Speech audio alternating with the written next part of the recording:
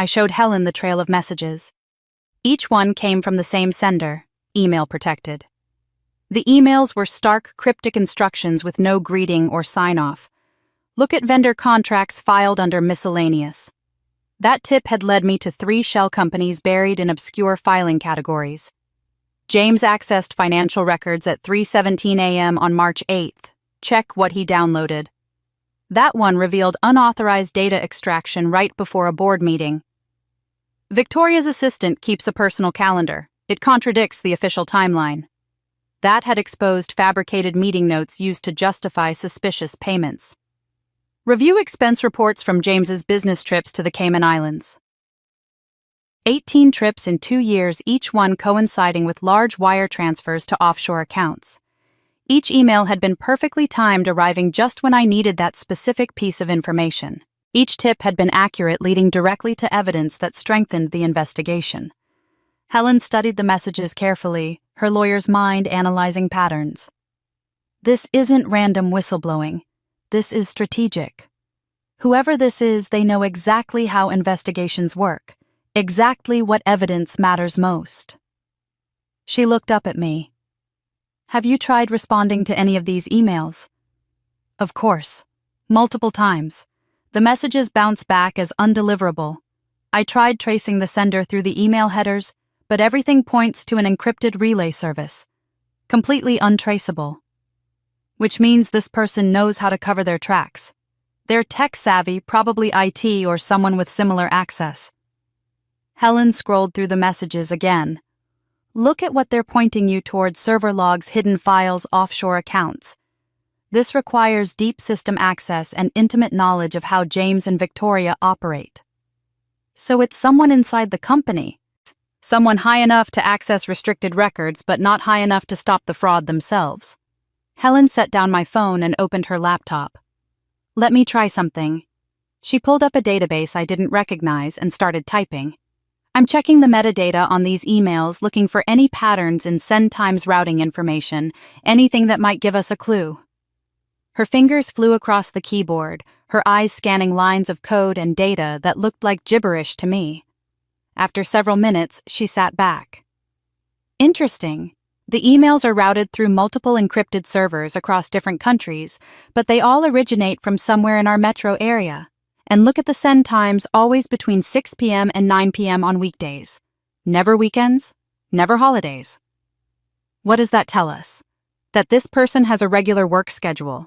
They're sending these after normal business hours, but not so late that it would be suspicious if someone noticed them at their computer.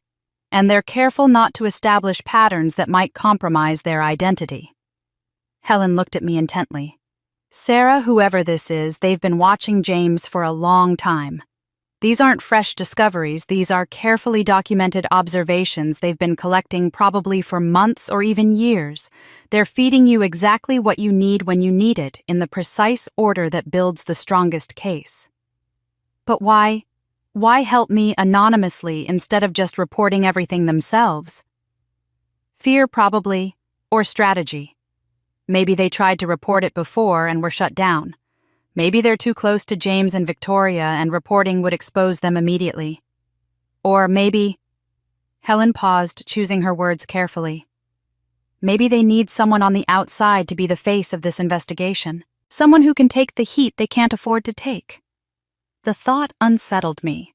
I was being used in a way as a front for someone else's agenda. But then again, their agenda was exposing fraud and protecting employees. We were on the same side, even if I didn't know who they were. There's something else, Helen said, pulling out a printed spreadsheet. I've been analyzing the timing of when you received each tip versus when the audit team requested that same information. Your anonymous friend is staying one step ahead of the official investigation. They're guiding you to evidence before the auditors even know to look for it. They're accelerating the investigation. Exactly. Making sure nothing gets buried or overlooked. Making sure James doesn't have time to cover his tracks further. She closed her laptop and looked at me seriously. Whoever this is, they've been watching the CEO for a long time. They're feeding you exactly what you need when you need it. They want him to fall, and they're willing to take significant personal risks to make it happen. We sat in silence for a moment, both of us contemplating this invisible ally. Someone at Henderson and Associates who knew everything, saw everything, but remained hidden in the shadows. Someone patient enough to wait for the right moment, strategic enough to know exactly how to bring down a powerful executive. What did the audit team find? I asked, finally remembering why we'd met in the first place. Helen smiled grimly. Proof that the fraud goes back 5 years, not just the 18 months we thought. James has been systematically stealing from Henderson and Associates since before he even married your sister. The total is over $4 million. My stomach dropped. $4 million. Victoria had been married to him for 2 years, which meant he'd been operating his scheme for 3 years before that. Their entire relationship had been built on a foundation of crime. There's more, Helen said. The audit team found connections to James's previous company, Whitmore Industries.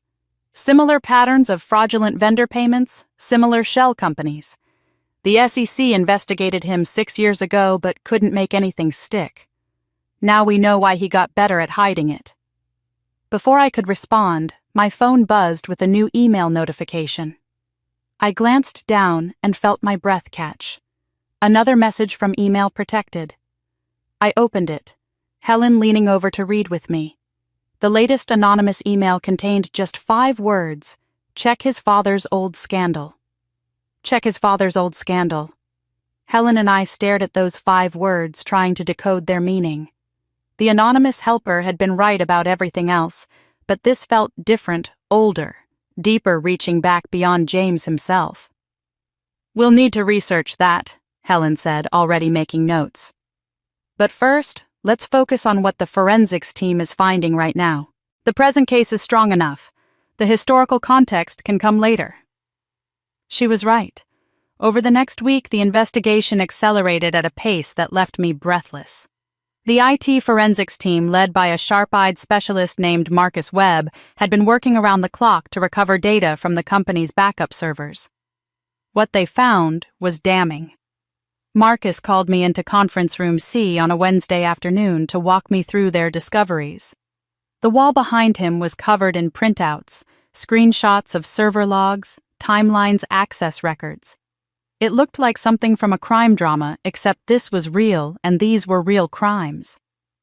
We were able to restore deleted data going back 4 years, Marcus explained, pulling up a spreadsheet on his laptop.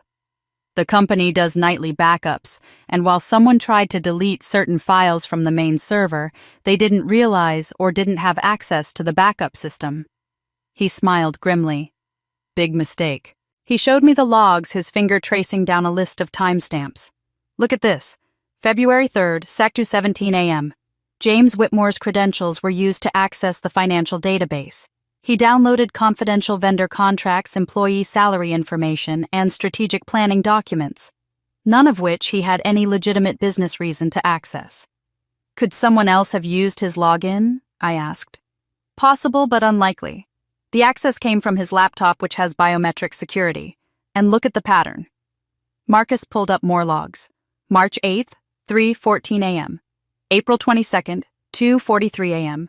June 15th, 1:58 a.m. Always between 1 and 4 a.m., always from his device. He was doing this when no one else would be working, when he thought no one would notice. But it got worse. Marcus showed me deletion logs, records of emails that had been permanently removed from the system. These deletions happened in clusters, always right after board meetings or financial reviews. He was systematically erasing communications that might have raised red flags. Can you recover the deleted emails? Some of them, not all, but enough. He opened a folder on his screen. These are emails between James and Victoria discussing vendor payments. Look at this one from January. The Greenleaf payment went through. Make sure Sarah doesn't see the itemized breakdown. And this one from March. We need to move faster on the Apex contract before audit season. Can you approve it this week? My hands clenched into fists. They'd been coordinating this, planning it, covering their tracks together. Victoria wasn't just a victim of James's manipulation. She was an active participant. Marcus showed me evidence of modified records, timestamps that had been altered, approval signatures, that had been backdated financial reports that showed one set of numbers internally and different numbers to the board. "This isn't just fraud," Marcus said. "This is systematic obstruction." He knew there might be an investigation someday, and he was trying to build plausible deniability. The evidence Marcus's team compiled was added to what the audit team had already found. Patricia Chen, the lead auditor, presented their complete findings to the chairman and me in his office 3 days later. She'd created a comprehensive report bound in a blue folder that laid out the full scope of the fraud. "We've identified $2.3 million in questionable vendor payments over a 3-year period," Patricia said, walking us through the executive summary. "All of these payments were approved by Victoria Chen, but our analysis shows they were initiated and directed by James Whitmore. The pattern is clear. He would identify vendors, negotiate terms, and then have Victoria sign off using her signature authority." She showed us the paper trail. Shell companies registered in Delaware with no actual business operations. Invoices for services that were never performed. Payments that went to offshore accounts controlled by entities James had created. It was sophisticated, layered, designed to be difficult to trace. "The really damning part," Patricia continued, "is that we found correspondence showing James used his position at Whitmore Industries to create this network of shell companies before he ever married into your family. He'd been setting this up for years, and Henderson and Associates was just his latest target." The chairman sat back in his chair, his expression grave. He'd aged in the past few weeks, new lines appearing around his eyes. This wasn't just a corporate scandal for him, it felt personal in ways I still didn't fully understand. "Sarah," he said after Patricia finished her presentation, "you've been instrumental in uncovering this fraud. Your documentation, your willingness to come forward despite tremendous personal cost, your insights into the Project X operation, none of this would have come to light without you." "I just did what was right, sir." "Yes, you did. And that's why I want to make you an offer." He leaned forward, his gaze steady. "I want you to serve as special advisor to this investigation for 30 days. Paid position reporting directly to me. You understand the players, you understand the schemes, and you have credibility with the other employees who might have information. Help us understand the full scope of what happened here." The offer caught me completely off guard. A month ago, I'd been a mid-level coordinator. Now the chairman of the board wanted me to be his advisor on the biggest fraud investigation in the company's history. "Sir, I'm honored, but I'm not qualified." "You're more qualified than you think," he interrupted gently. "You have something more valuable than credentials. You have integrity. And right now this company needs people it can trust." I thought about it for a moment, about what it would mean to formally step into this role. It would make my break from my family even more permanent. It would put me at the center of what was sure to be a brutal legal battle. But it would also give me the power to make sure this was done right, to make sure people like Frank Morrison and Rebecca Chen were protected, to make sure the truth came out completely. "I'll do it," I said. "But on one condition." The chairman raised an eyebrow. "What condition?" I looked him directly in the eye, channeling every ounce of courage I had. "We protect the whistleblowers, and everything we find becomes public. Full transparency." The chairman studied me for a long moment, his expression unreadable. Then a slight smile crossed his face. "Full transparency. That's a bold condition, Sarah. Some board members won't like it." "Then they should have prevented the fraud in the first place," I said, surprised by the steadiness in my own voice. I was learning to stand my ground, to stop apologizing for asking for what was right. "You make a fair point." He picked up his phone and pressed a button. "Patricia, please ask the board to convene an emergency session. Today, if possible. We have a matter that requires a vote."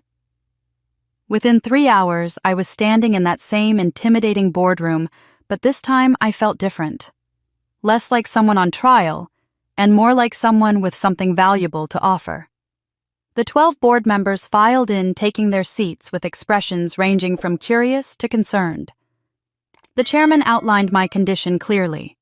"Ms. Mitchell has agreed to serve as special advisor to this investigation, but she's requesting 2 mandates. First, formal protection for all whistleblowers who come forward with information, and second, full public transparency regarding our findings." I'm bringing this to a vote because these conditions will shape how we proceed. Robert Thornton, the chief counsel, spoke first. Full transparency could expose the company to significant liability. It could affect our stock price, our reputation. Our reputation is already damaged, Margaret Hayes interrupted. The question is whether we rebuild it on truth or on more cover-ups. I vote yes to Ms. Mitchell's conditions. One by one, hands rose around the table. There were concerns voiced, questions asked, but in the end the vote was 11-1 in favor. Only one older gentleman, someone I didn't recognize, voted against it. The chairman stood and pulled out a formal document that had been prepared with remarkable speed. Sarah Mitchell, by the authority vested in me as chairman of the board of Henderson & Associates, and with the approval of this board, I hereby appoint you as special advisor to the fraud investigation effective immediately for a term of 30 days with possibility of extension. He signed the document with a fountain pen, then slid it across the table to me. Your signature, please. My hand trembled slightly as I signed my name. This was real. This was official. I was no longer just a witness or a victim. I was part of the solution. Your first official act as special advisor, the chairman asked. I'd been thinking about this since he first made the offer. I recommend we establish an anonymous reporting hotline staffed by an independent third party where any employee can report concerns without fear of identification. And I recommend the board pass a formal resolution guaranteeing no retaliation against anyone who comes forward with information regardless of their level in the company or their relationship to the people being investigated. Margaret Hayes nodded approvingly. Smart? We need people to feel safe coming forward. I second that recommendation, Robert Thornton said, which surprised me given his earlier concerns about liability. We should have had something like this in place years ago. The vote was unanimous this time. The chairman tasked the HR department with implementing the hotline within 48 hours and directed legal to draft the non-retaliation resolution for formal adoption at the next board meeting. As the board members filed out discussing next steps and timelines, the chairman gestured for me to stay. A moment of your time, Sarah. When the room was empty, he moved to the window looking out over the city. The late afternoon sun cast long shadows across the boardroom. He seemed older in that light, more tired, carrying burdens I couldn't fully understand. I want you to know why I pushed so hard for your conditions, he said quietly. Why transparency matters so much to me personally. I waited, sensing he needed to tell this story in his own time. 30 years ago, this company faced a similar situation. Not fraud exactly, but serious misconduct, sexual harassment, abuse of power. Several executives were involved, including some very senior people. He turned to face me. A young woman in our accounting department tried to report it. She documented everything just like you did. She followed every proper channel. My heart started beating faster. I thought of the photograph he'd shown me, my mother in the corner of that old picture. The company didn't handle it well, he continued. We were more concerned about our image than about justice. We offered her a settlement with a non-disclosure agreement. We encouraged her to move on quietly. And she did because she needed her career needed to survive. But it cost her something, her faith in institutions, her belief that doing the right thing would be rewarded. His eyes met mine, and I saw genuine pain there. Your mother was that young woman, Sarah. The room tilted slightly. I gripped the edge of the table. My mother, Elena Mitchell. She was Elena Rodriguez then, before she married your father. She was 25, brilliant, with numbers destined for senior management. And she was harassed by James Whitmore's father, David Whitmore, who was a senior vice president at the time. Everything clicked into place. The photograph, the way the chairman had looked at me from the beginning with that mixture of protection and guilt, the comment about me looking like my mother. This wasn't just about current fraud. This was about old wounds, old failures, old regrets. She never told me, I whispered. She never said anything about working here about any of this. The NDA prevented her from speaking about it, and I think the experience broke something in her. She left the company, met your father shortly after, got married, and never worked in corporate America again. She buried that whole chapter of her life. He moved closer, his voice heavy with remorse. I was a junior board member then, Sarah. I voted with the majority to offer her that settlement. I told myself we were being generous, that we were protecting the company. But we were really just protecting the powerful men who'd created the problem. I've regretted that vote for 30 years. Tears burned my eyes. My mother's silence, her nervousness at that charity gala, her inability to stop my father from pushing me toward James, it all made terrible sense now. She'd recognized something in James, some echo of his father, but the NDA had trapped her, and the trauma had silenced her. That's why you intervened at the wedding, I said. That's why you've protected me through all of this. I saw history repeating itself, he admitted. Another young woman being silenced, another cover-up in the making. And I decided that this time the company would get it right. That this time we'd choose truth over convenience. He placed a hand on my shoulder, a gesture that was almost fatherly. You're principled, Sarah. It's a rare quality. Your mother was the same way. She just never got the chance to use it the way you have. I thought about my mother's old photographs, the bright-eyed young woman with an award in her hands, proud and accomplished. I thought about how that woman had been erased, replaced by someone careful and quiet and afraid to make waves. I won't let that happen to me, I said firmly. I won't bury this. I know you won't. That's why you're perfect for this role. He smiled sadly. Your mother would be proud of you, even if she can't say it yet. You're finishing what she started 30 years ago. We stood there for a moment in that empty boardroom, two people connected by history neither of us had fully understood until now. Then his assistant knocked on the door, breaking the moment. Sir, I'm sorry to interrupt, but there's something you both need to see. Urgently. She held up her phone and I could see a video playing. Even on the small screen, I recognized the scene immediately, the Rosewood Grand Ballroom crystal chandeliers, Victoria in her wedding dress. It's gone viral, the assistant said, her voice apologetic. Someone posted the full video from the wedding reception. My stomach dropped. I pulled out my own phone and searched. There it was, posted to multiple social media platforms by an account I didn't recognize. Wedding reception takes shocking turn when boss calls mid-ceremony. The view counter was climbing in real time. That afternoon, the wedding video appeared online with 10,000 views and climbing fast. I watched the view counter climb as I stood there in the boardroom. 15,000. 20,000. The video was spreading faster than anything I'd ever seen, shared and reshared across platforms, each repost adding momentum to what was becoming a social media wildfire. The chairman's assistant played the video on the conference room screen so we could see what millions of people were now watching. There it was in high definition. Victoria grabbing the microphone, making her announcement. My humiliation captured in perfect clarity. The camera had caught everything: my father's cruel laugh, my mother looking away, the shocked faces of the guests. And then, the phone call. Victoria's face going pale, her knees buckling the moment she sank down before everyone. The video had been posted by someone named @WeddingGuestMike, with the caption, "Most insane wedding moment ever." Boss calls mid-reception, and bride literally falls to her knees. #wedding drama. /karma is real. Whoever Mike was, he'd thought he was posting entertainment, a funny story to share with friends. He had no idea he was lighting a fuse. By that evening, the video had 500,000 views. By the next morning, it had crossed 2 million. The algorithms had picked it up, feeding it to users who loved drama, who couldn't resist watching someone powerful brought low.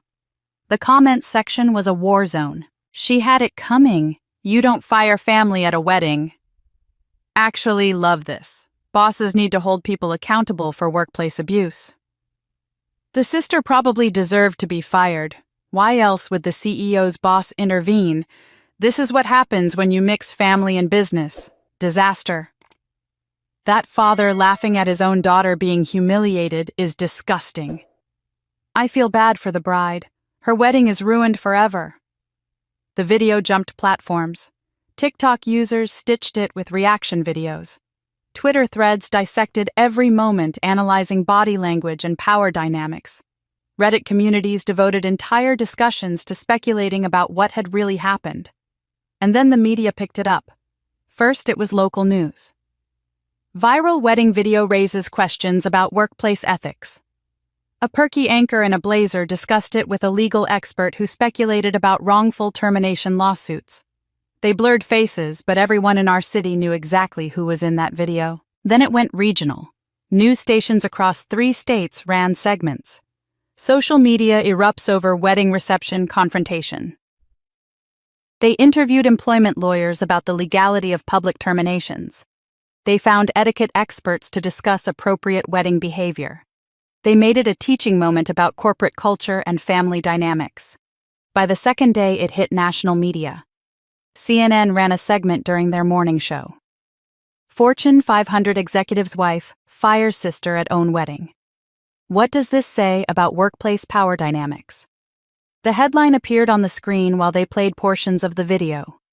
Victoria's anguished face now recognizable to millions of Americans. The comment sections across all platforms divided into camps.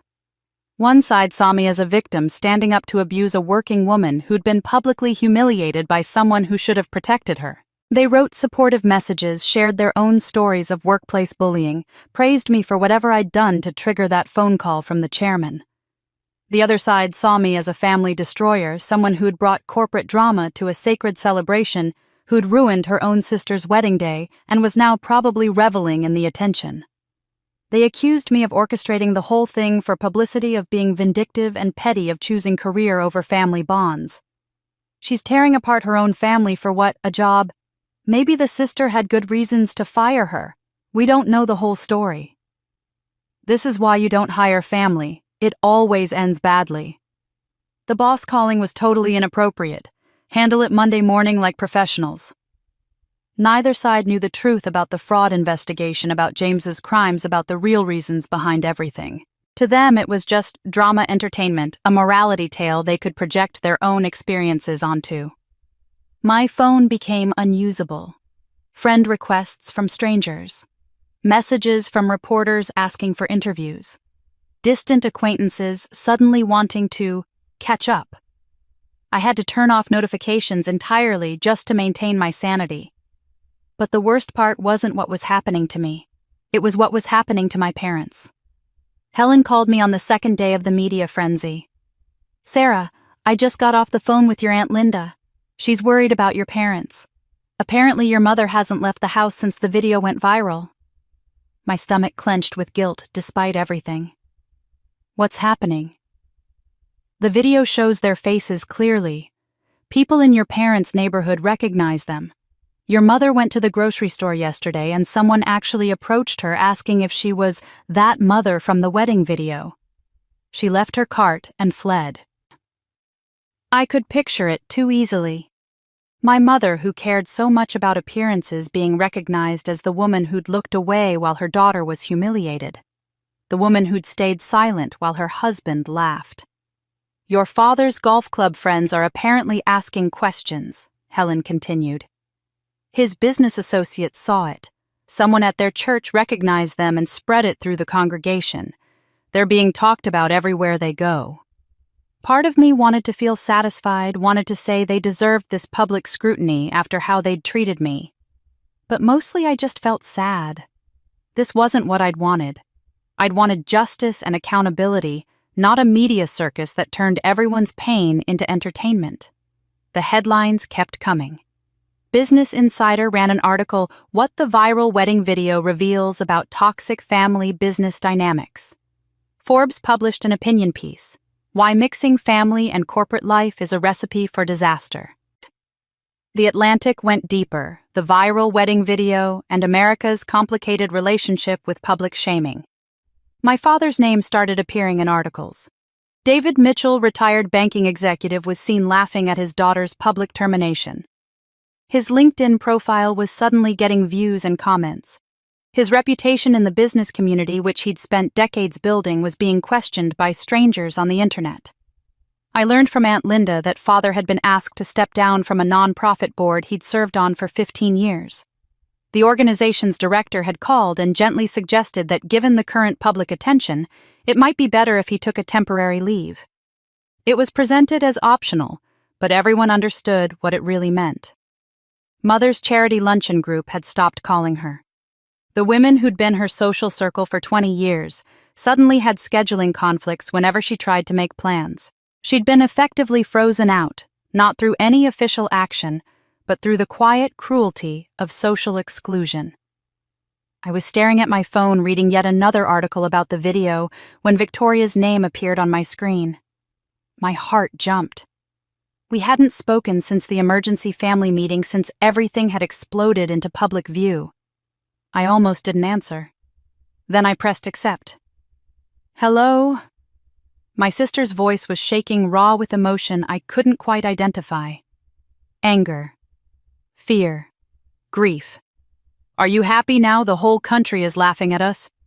But I need to tell you something, I'm pregnant. The words hung in the air between us. Pregnant. My sister was pregnant with James Whitmore's child. The entire investigation suddenly felt different, heavier, as if the stakes had just multiplied beyond what I could process. Victoria, congratulations. I managed the word, feeling inadequate for the complexity of the moment. Don't. Her voice cracked. Don't congratulate me when you're destroying everything. Can we meet? Please, I need to see you face to face. We agreed to meet at a coffee shop halfway between our apartments, a neutral territory neither of us had been to before. When I arrived 30 minutes later, Victoria was already there, sitting in a back corner booth. She looked terrible, her hair unwashed, dark circles under her eyes, her designer clothes replaced by shapeless sweatpants and an oversized hoodie. This wasn't the polished executive I'd always known. This was someone barely holding together. She looked up when I approached, and I saw her eyes were red and swollen. Without saying anything, she pulled an envelope from her purse and slid it across the table. Inside was an ultrasound photo. I stared at the grainy black and white image, the tiny shape that would become my niece or nephew, and felt my throat tighten. 12 weeks, Victoria said quietly. I found out a month before the wedding. James was thrilled. He talked about how this baby would cement our family, how everything was finally falling into place. She laughed bitterly. I had no idea what he really meant by that.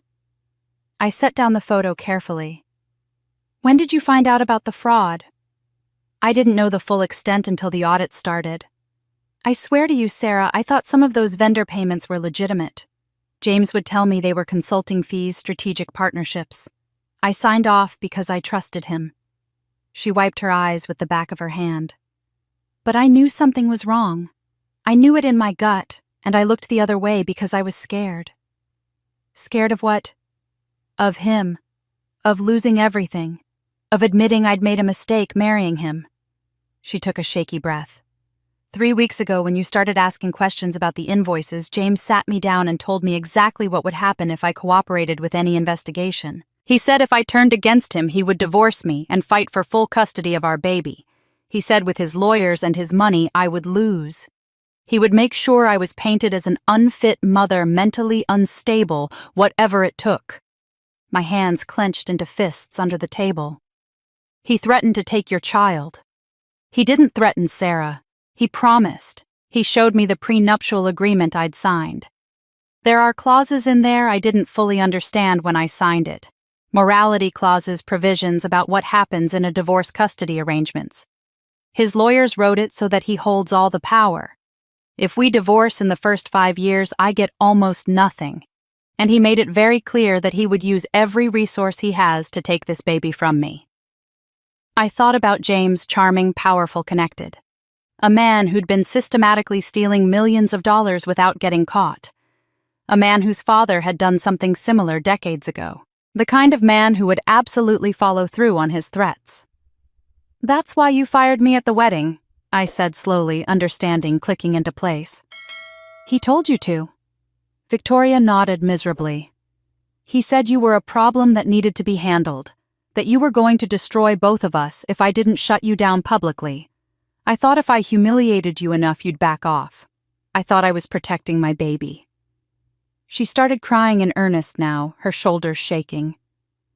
I know what he did was wrong. I know I should have stood up to him. But this baby is innocent, Sarah. This baby didn't ask for any of this. If you destroy him, if he goes to prison or loses everything, you destroy my child's future too." The impossible weight of what she was saying settled on my chest. This wasn't just about corporate fraud anymore. This wasn't just about justice and accountability. There was a life coming into this world, an innocent child who would be caught in the fallout of their parents' crimes. "Mom and Dad knew," Victoria continued. "I told them about the pregnancy the week before the wedding. That's why they've been so desperate for you to back off.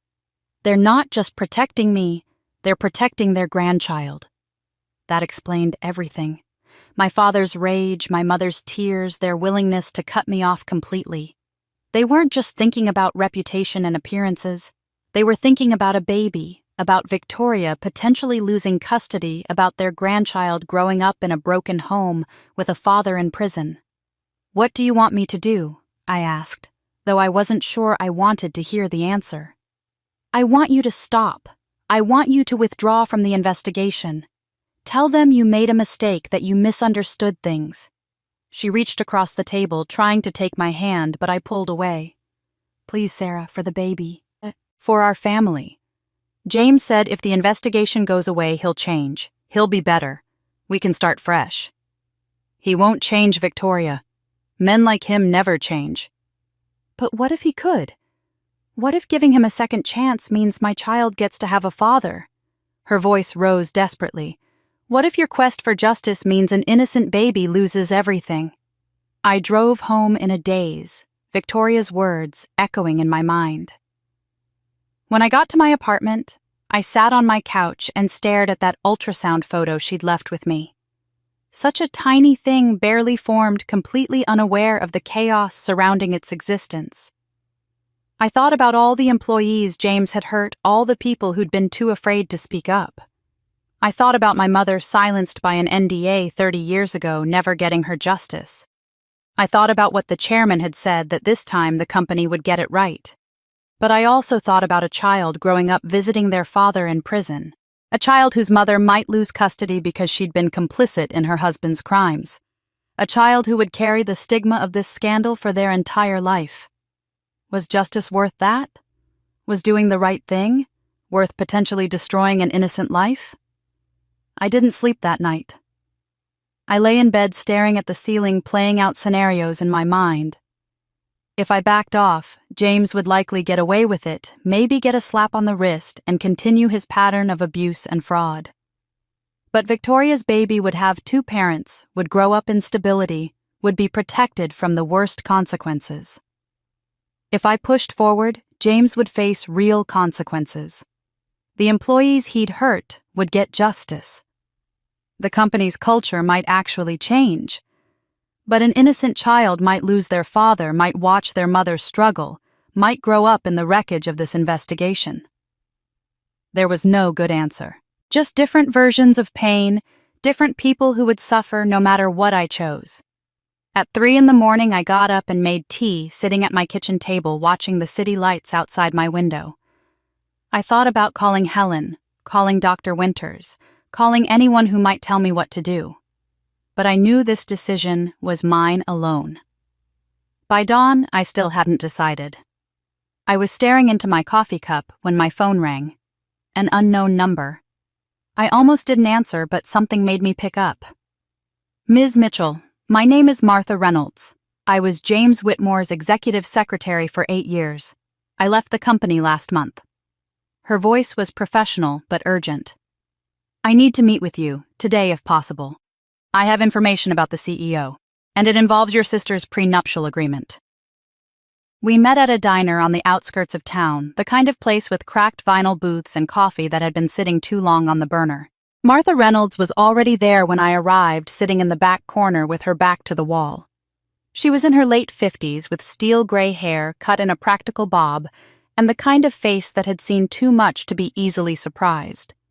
She wore a simple cardigan and slacks, no jewelry except a plain watch. Everything about her said cautious, careful someone who'd learned to be invisible. "Ms. Mitchell," she said, standing to shake my hand. Her grip was firm, her eyes assessing me with the sharp intelligence of someone who'd spent decades reading people. "Thank you for meeting me on such short notice." "Your call sounded urgent," I said, sliding into the booth across from her. "You mentioned my sister's prenuptial agreement." "I did, but first I need you to understand who I am and why I'm here." She pulled a worn leather folder from the bag beside her and set it on the table between us. "I was James Whitmore's executive secretary at Whitmore Industries for 8 years. I managed his schedule, screened his calls, handled his correspondence. I saw everything." "Why did you leave?" "Because I finally couldn't stomach it anymore, and because I documented enough that I felt safe walking away without him retaliating too severely." She opened the folder, and I saw it was filled with printed emails, each one flagged with colored tabs. "For 8 years, I watched James Whitmore systematically defraud his own company.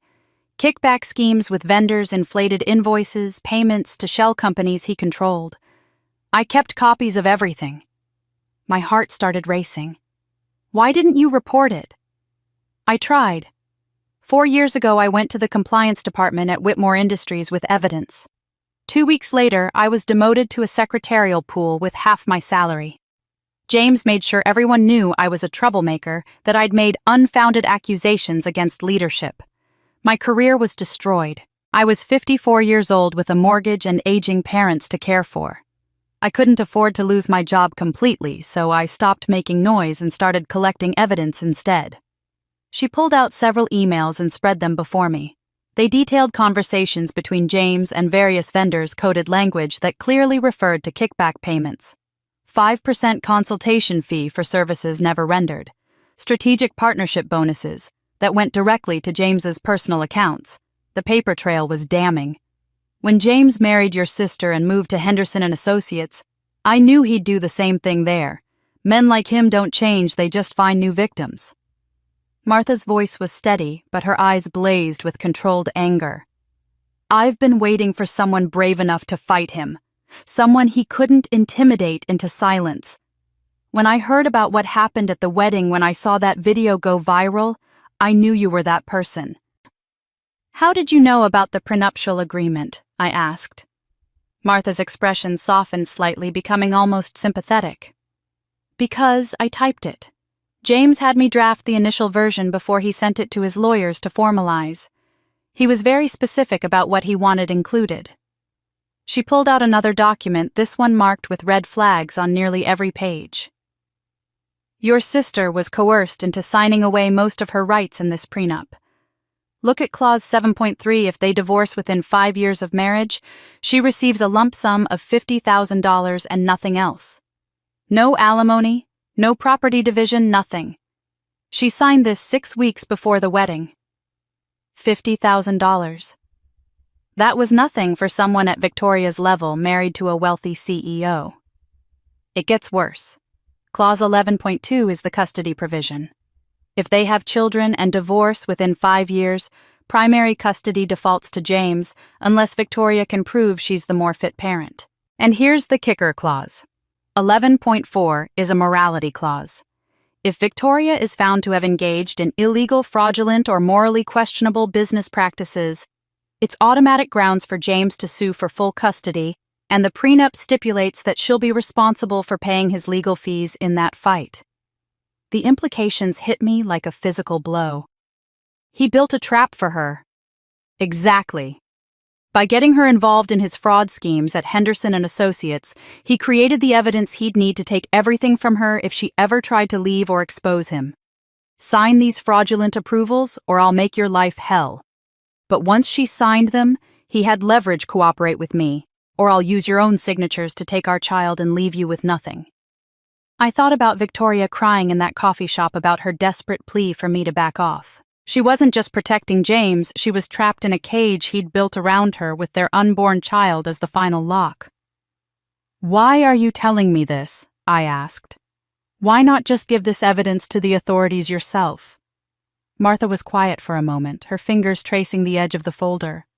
When she spoke, her voice was lower, weighted with old pain. 10 years ago, James made advances toward me. Inappropriate, touching, suggestive comments, requests to accompany him on business trips, for reasons that had nothing to do with business. When I refused, he made my life a living hell. He had me investigated for expense report irregularities that didn't exist. He spread rumors that I was unstable, unreliable. He destroyed my career 10 years ago when I refused his advances. I've waited for this moment. She looked directly at me, and I saw in her eyes the same thing I'd seen in my mother's old photographs, a brightness that had been dimmed by cruelty, by being silenced, by having to swallow injustice to survive. I'm 58 years old now, Ms. Mitchell. I have 3 years until I can retire with my pension intact.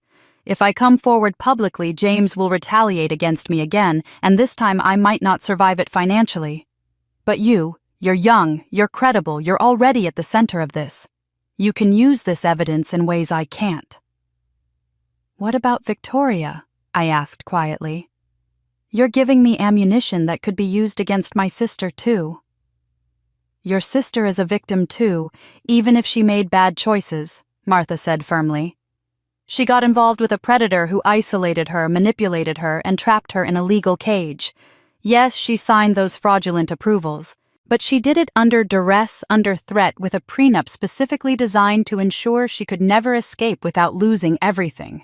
That's not complicity, that's coercion. She reached into her bag and pulled out a small flash drive, setting it on the table between us. I want you to understand something. James Whitmore is not just a criminal. He's a predator who specifically targets women employees. He can intimidate wives. He can control anyone vulnerable enough to exploit. Your mother 30 years ago, me 10 years ago, your sister now. This is his pattern, and he's gotten away with it for his entire career because he's smart and ruthless and knows how to build leverage against his victims. Martha slid the flash drive across the table toward me. Everything is on here. Bank records, contracts, emails, enough to bury him for 20 years. I held Martha's flash drive in my hand, feeling its weight. 20 years worth of evidence, enough to destroy James Whitmore completely. But as I drove away from that diner, all I could think about was Victoria trapped in that prenuptial cage, pregnant and terrified. I texted her as soon as I got home. We need to talk. Different conversation this time. Can you meet me tomorrow? Her response came within minutes. Same place as before, 10 a.m. The coffee shop was quieter this time, mid-morning on a weekday. Victoria was already there, but she looked different than she had 2 days ago. She'd made an effort, hair pulled back neatly, a trace of makeup covering the worst of the dark circles. But her hands shook as she held her coffee cup, and I could see she'd been crying recently. "Thank you for meeting me again," she said as I sat down. "I wasn't sure you would." "I wasn't sure I would either," I admitted. "But I spoke to Martha Reynolds yesterday." Victoria's face went completely white.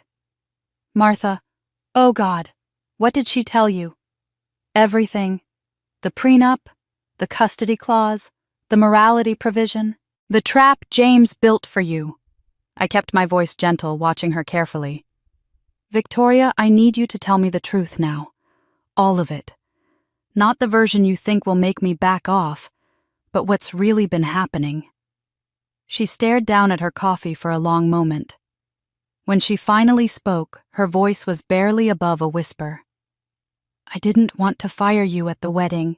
You have to believe me, Sarah. That wasn't my idea." "Then whose was it?" "James. He'd been angry about your questions for weeks. Every time you asked about an invoice, every time you requested documentation, he'd come home furious. He said you were undermining us, that you were too nosy, that you didn't know your place." She wrapped her arms around herself as if she were cold, despite the warm cafe. 3 days before the wedding, he sat me down and told me exactly what I had to do. Fire you publicly. Make it humiliating enough that you'd be too ashamed to fight back. He said if I didn't show loyalty to him over you, he'd know I couldn't be trusted. And if you couldn't be trusted, he'd divorce me, take everything, make sure I ended up with nothing. Her voice cracked. "I was already pregnant by then, Sarah. I was terrified. So I did what he told me to do, and I've hated myself every second since. I wanted to stay angry. I wanted to hold on to the fury I'd felt standing in that ballroom while 200 people watched my humiliation. But looking at my sister now broken, scared, trapped, the anger started to drain away, replaced by something more complicated. "How long has he been like this?" I asked quietly. Victoria's composure finally shattered. Tears spilled down her cheeks as words poured out a confession that had clearly been building for months. Since about 6 months after we got married. At first it was small things. He wanted to know where I was all the time. He'd call during the day to check in, but really he was making sure I was where I said I'd be. Then he insisted on having access to my phone. He said married couples shouldn't have secrets. She wiped her eyes with a napkin, her hands trembling. Then it got worse. He took control of our finances, set up joint accounts but made himself the primary account holder. I make good money, Sarah, but I can't access most of it without his approval. He gives me an allowance for personal expenses like I'm a child. Did you tell anyone? Who could I tell? Dad was so proud that I'd married James. Mom kept saying how lucky I was to have such a successful husband. My friends from college, James said they were jealous that they were bad influences. He'd pick fights with me every time I made plans to see them until it was easier just to stop trying. She laughed bitterly. I didn't even realize I'd been isolated until I looked around one day and realized I had nobody. Just him. Just work. Just this life he'd constructed around me. I thought about my own experience, the blocked emails, the retaliation, the public firing. James had used different tactics with me, but the goal was the same: control through intimidation, silence through fear. He monitors my phone, Victoria continued. He has some kind of tracking app installed. He knows where I am, who I talk to, what I search for online. When I found out I was pregnant, I was actually relieved because I thought maybe a baby would make him softer, make him treat me better. Instead, it just gave him more leverage. She looked up at me with red, swollen eyes. I know what I did was wrong. I signed those fraudulent approvals. I fired you at my wedding. I helped him cover up his crimes. But Sarah, I didn't know how to get out. Every door was locked. Every escape route was blocked. I thought marriage was my only option because by the time I realized what he was, I was already trapped. I reached across the table and took her hand. She gripped it like a lifeline, crying harder. I see myself in you, I said quietly. We're both victims of the same man. He just used different tactics with each of us. With me, it was professional intimidation. With you, it was personal control. But it's the same pattern, the same predator. I'm so sorry, Victoria sobbed. I'm so sorry for everything. For the wedding, for the emails, for choosing him over you. I was so scared of losing everything that I lost myself instead. We're going to get you out, I said firmly. The baby will be protected, I promise you that. But Victoria, he has to face consequences. You understand that, right? He can't be allowed to do this to anyone else. She nodded slowly. I know. I just don't know how to do it without losing my child. Martha's evidence includes the prenup and proof that you were coerced. A good lawyer can argue you signed those approvals under duress. The chairman knows what James is. He's not going to let an abuser take custody of a child. I squeezed her hand. But you have to be willing to testify. You have to be willing to tell the truth about everything. Even if it means admitting what I did. Especially then. Victims aren't perfect, Victoria. You made bad choices under impossible circumstances. But you can still choose to do the right thing now. She sat back, wiping her face, breathing deeply as if trying to gather courage from somewhere deep inside. Okay, she whispered. Okay, I'll testify. I'll tell them everything. We sat in silence for a moment, sisters again, for the first time in years. Not the perfect family my parents had tried to construct, but something more honest, more real. Then Victoria leaned forward, her voice dropping even lower. There's one more thing. That photo the chairman showed you of his father with Mom, I found the full story. It's worse than you think. What do you mean, worse? I asked, my stomach tightening. Victoria pulled out her phone and opened a folder of screenshots. After you told me about that meeting with the chairman, I went through some of James's old files at home. He keeps a locked cabinet in his study, but I knew where he hid the key. I found documents about his father, about our family, about why he targeted us. She showed me a scanned letter. James knew exactly who Mom was when he met us at that gala. He sought us out deliberately. I stared at the letter, but before I could process what Victoria was telling me, my phone rang. The chairman. Sarah, I need you at headquarters immediately. We've reviewed Martha Reynolds' flash drive. You need to see this. An hour later, I sat in the chairman's office with him, Patricia Chen from the audit team, and Helen, who'd rushed over when I called her. The contents of Martha's flash drive were displayed on a large monitor, and what I saw made my blood run cold. Patricia walked us through the first file, a detailed spreadsheet that tracked every fraudulent transaction over a 5-year period. Each row represented a kickback scheme vendor name payment amount. James's cut the shell company that received it. The spreadsheet was color-coded by year, meticulously organized, damning in its precision. At the bottom was a total that made everyone in the room go silent: $4.7 million.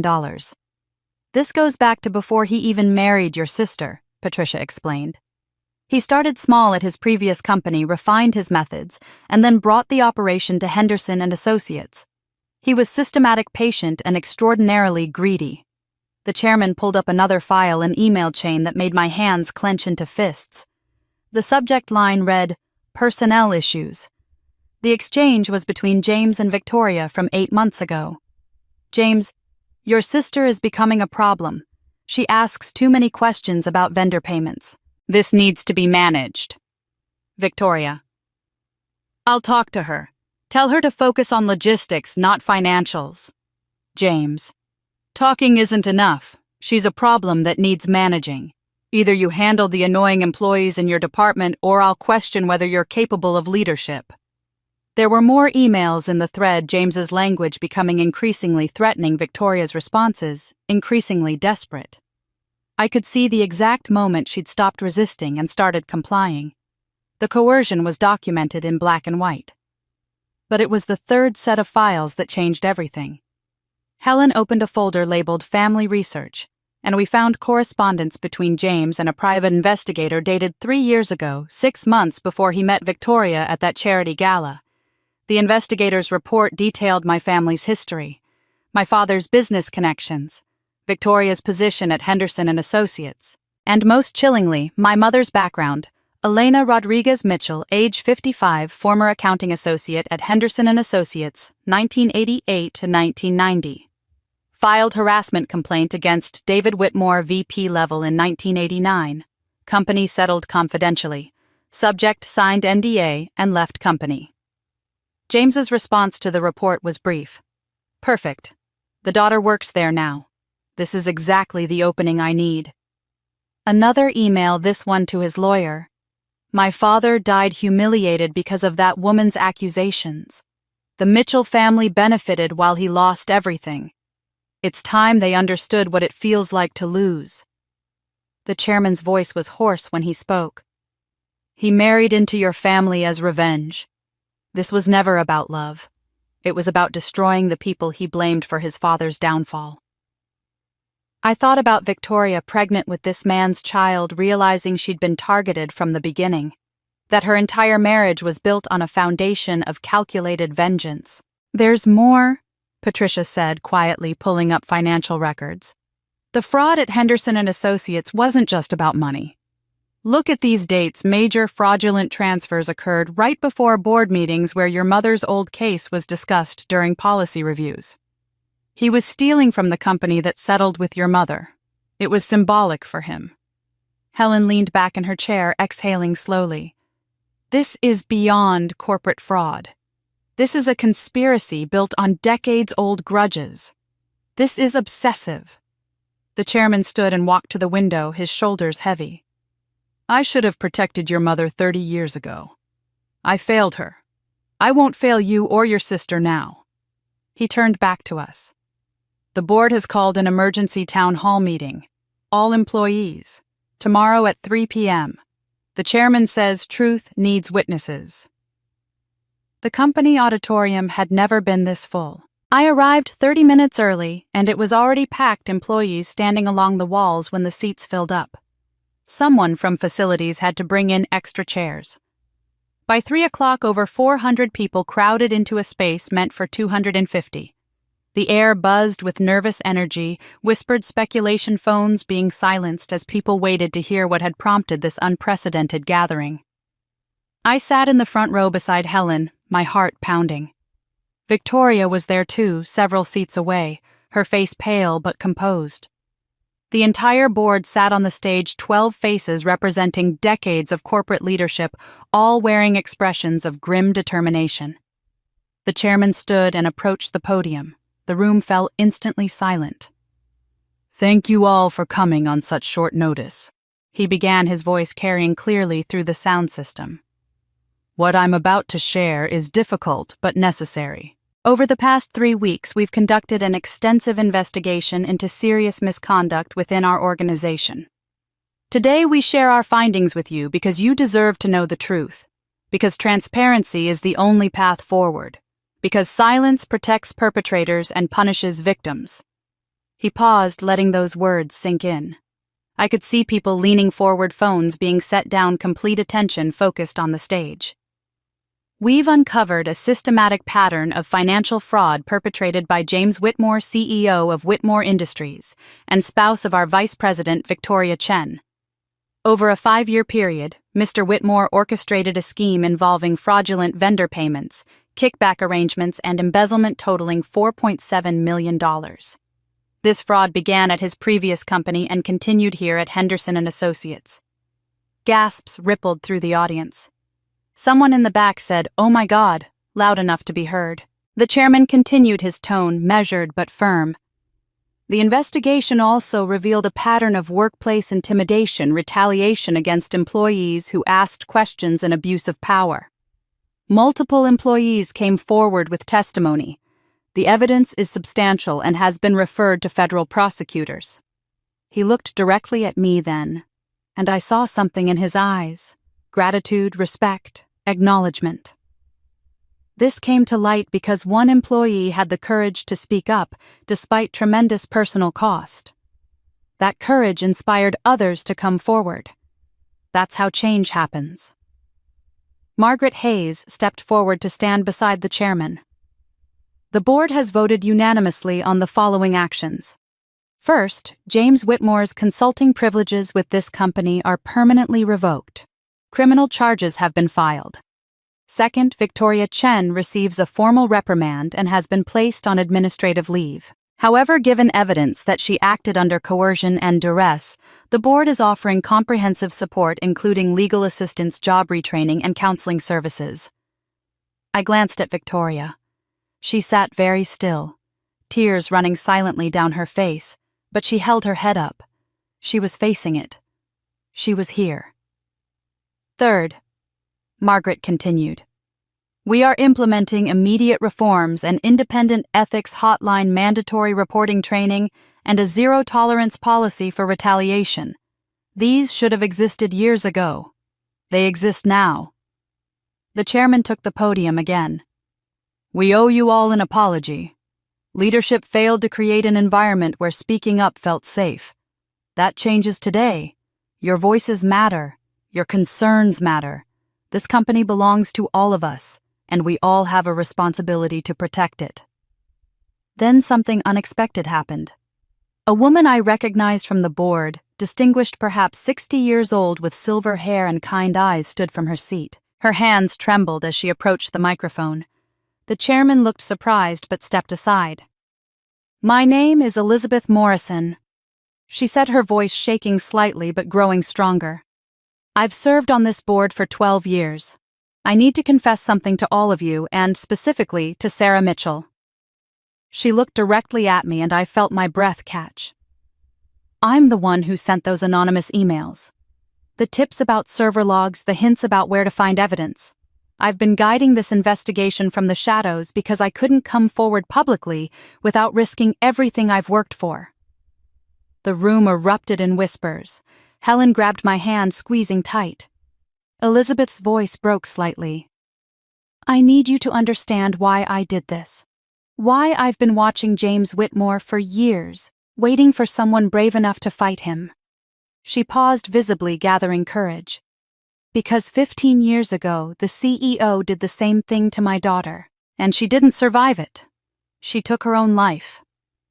The auditorium was so quiet I could hear my own heartbeat. Elizabeth Morrison stood at the podium, tears streaming down her face, but she didn't wipe them away. She let them fall as she spoke. "My daughter's name was Jennifer. She was 26 years old, brilliant, full of potential. She worked as a financial analyst at Whitmore Industries 15 years ago." Elizabeth's voice wavered, but she pushed through. "James Whitmore was VP of Operations then. He targeted her the same way he's targeted others, started with inappropriate comments, moved to unwanted touching, then threats when she tried to pull away. When she finally reported it to HR, James retaliated.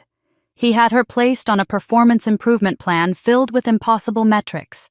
He spread rumors that she was unstable, difficult to work with."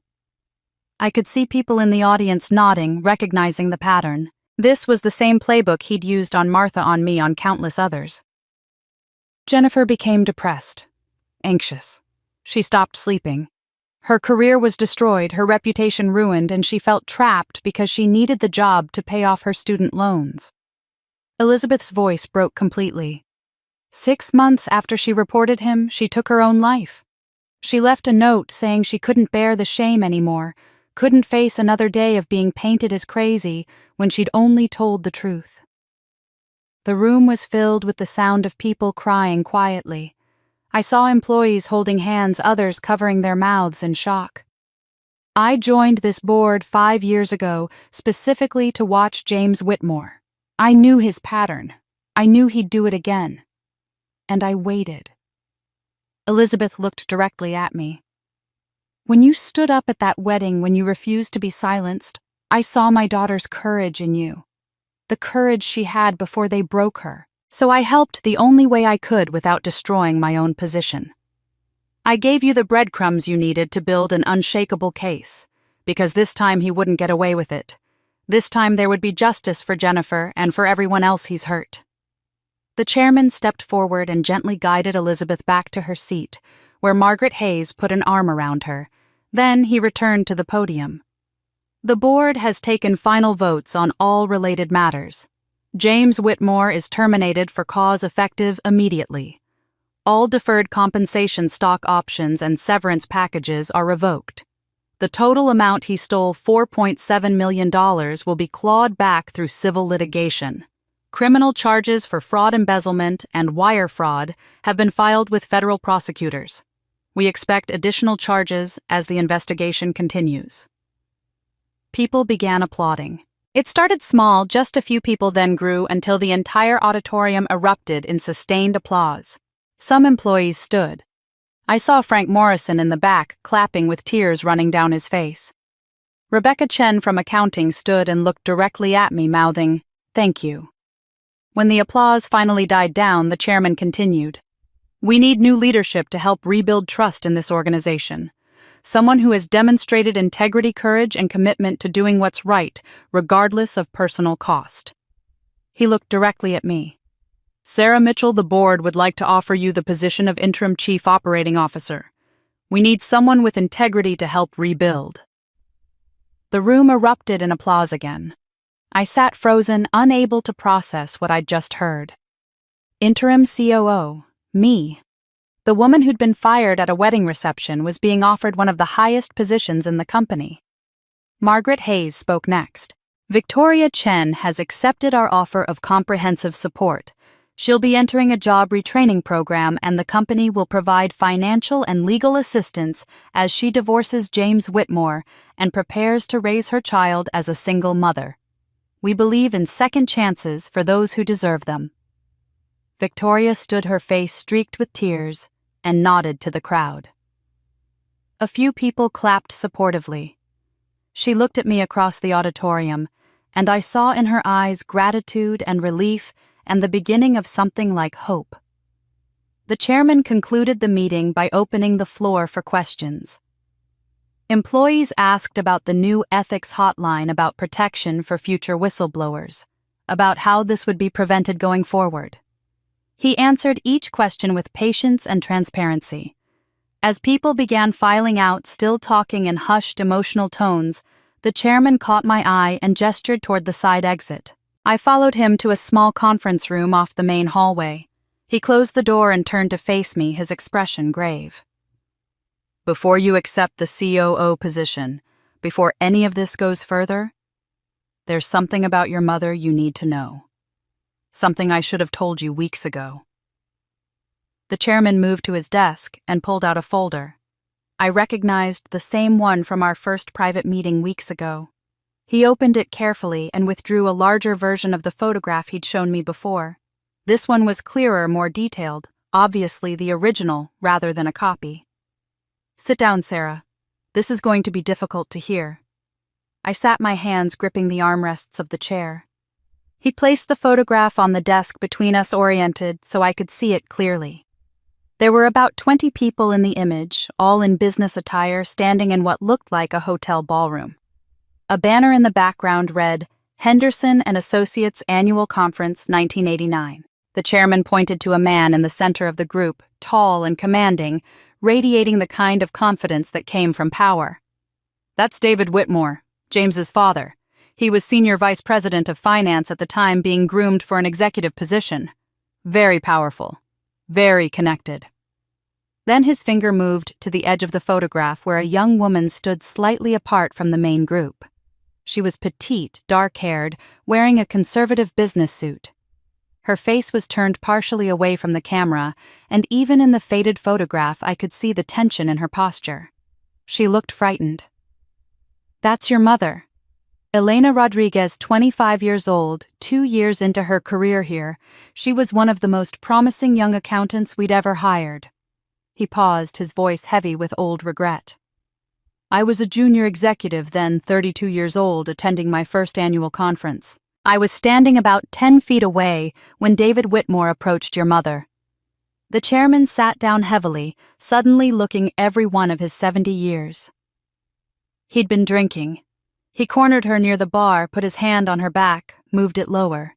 She tried to step away politely. He followed. I watched him whisper something in her ear that made her face go pale. Then he walked away laughing, and your mother stood there looking like she wanted to disappear. My chest felt tight. I stared at the photograph, at my mother's frightened face, and wanted to reach back through time to protect her. The next morning, your mother filed a formal complaint with HR. She documented everything, the inappropriate, touching, the suggestive comments he'd been making for months, the way he'd started showing up at her desk, calling her into his office for meetings that had nothing to do with work. She was brave, Sarah. Incredibly brave. What happened? I asked, though I already knew the answer wouldn't be good. HR dismissed it, said there wasn't enough evidence, that it was her word against a senior executive's, that perhaps she'd misinterpreted his intentions. This was 1989. The standards were different. The power dynamics were different. Women who spoke up were labeled as troublemakers or told they were too sensitive. His voice was bitter. I should have supported her publicly. I was a witness, but I was young and scared for my own career, and I told myself the company would handle it properly. But they didn't. No. They offered her a settlement, $50,000 and a non-disclosure agreement. They told her it was generous, that fighting would only hurt her career. She was 25, Sarah. She had student loans. She needed the job. So she signed. He looked at me directly. I've regretted my silence for 30 years. You said her report led to an investigation eventually. It did. 3 more women came forward over the next year with similar complaints. With multiple accusers, the company couldn't ignore it anymore. David Whitmore was quietly forced into early retirement. No public announcement, no scandal, just a golden parachute and a retirement party where everyone pretended he was leaving voluntarily. But he knew. He knew his career ended because women had finally been believed. The chairman stood and moved to the window. David Whitmore died 5 years ago. but he spent the last decades of his life bitter and resentful. He apparently told his son James that his career was destroyed by malicious accusations, that the Mitchell family had humiliated him. James grew up believing his father was a victim rather than a predator. So James married Victoria for revenge. He targeted your family deliberately. When I saw you at that wedding standing in that spotlight being publicly humiliated, I saw your mother 30 years ago. The same courage. The same refusal to accept injustice even when it would have been easier to stay quiet. I saw your mother's courage in you that night at the wedding. He returned to his desk and pulled out a yellowed envelope, the paper soft with age. Your mother wrote this letter to HR 30 years ago. I kept a copy. She'd want you to have it now. I read my mother's letter that night in my apartment, the yellowed paper trembling in my hands. Her words were careful, professional, but the fear bled through every sentence. I am writing to formally report unwelcome and inappropriate behavior by David Whitmore. The details made me sick. The touching, the comments, the way he'd used his power to trap her.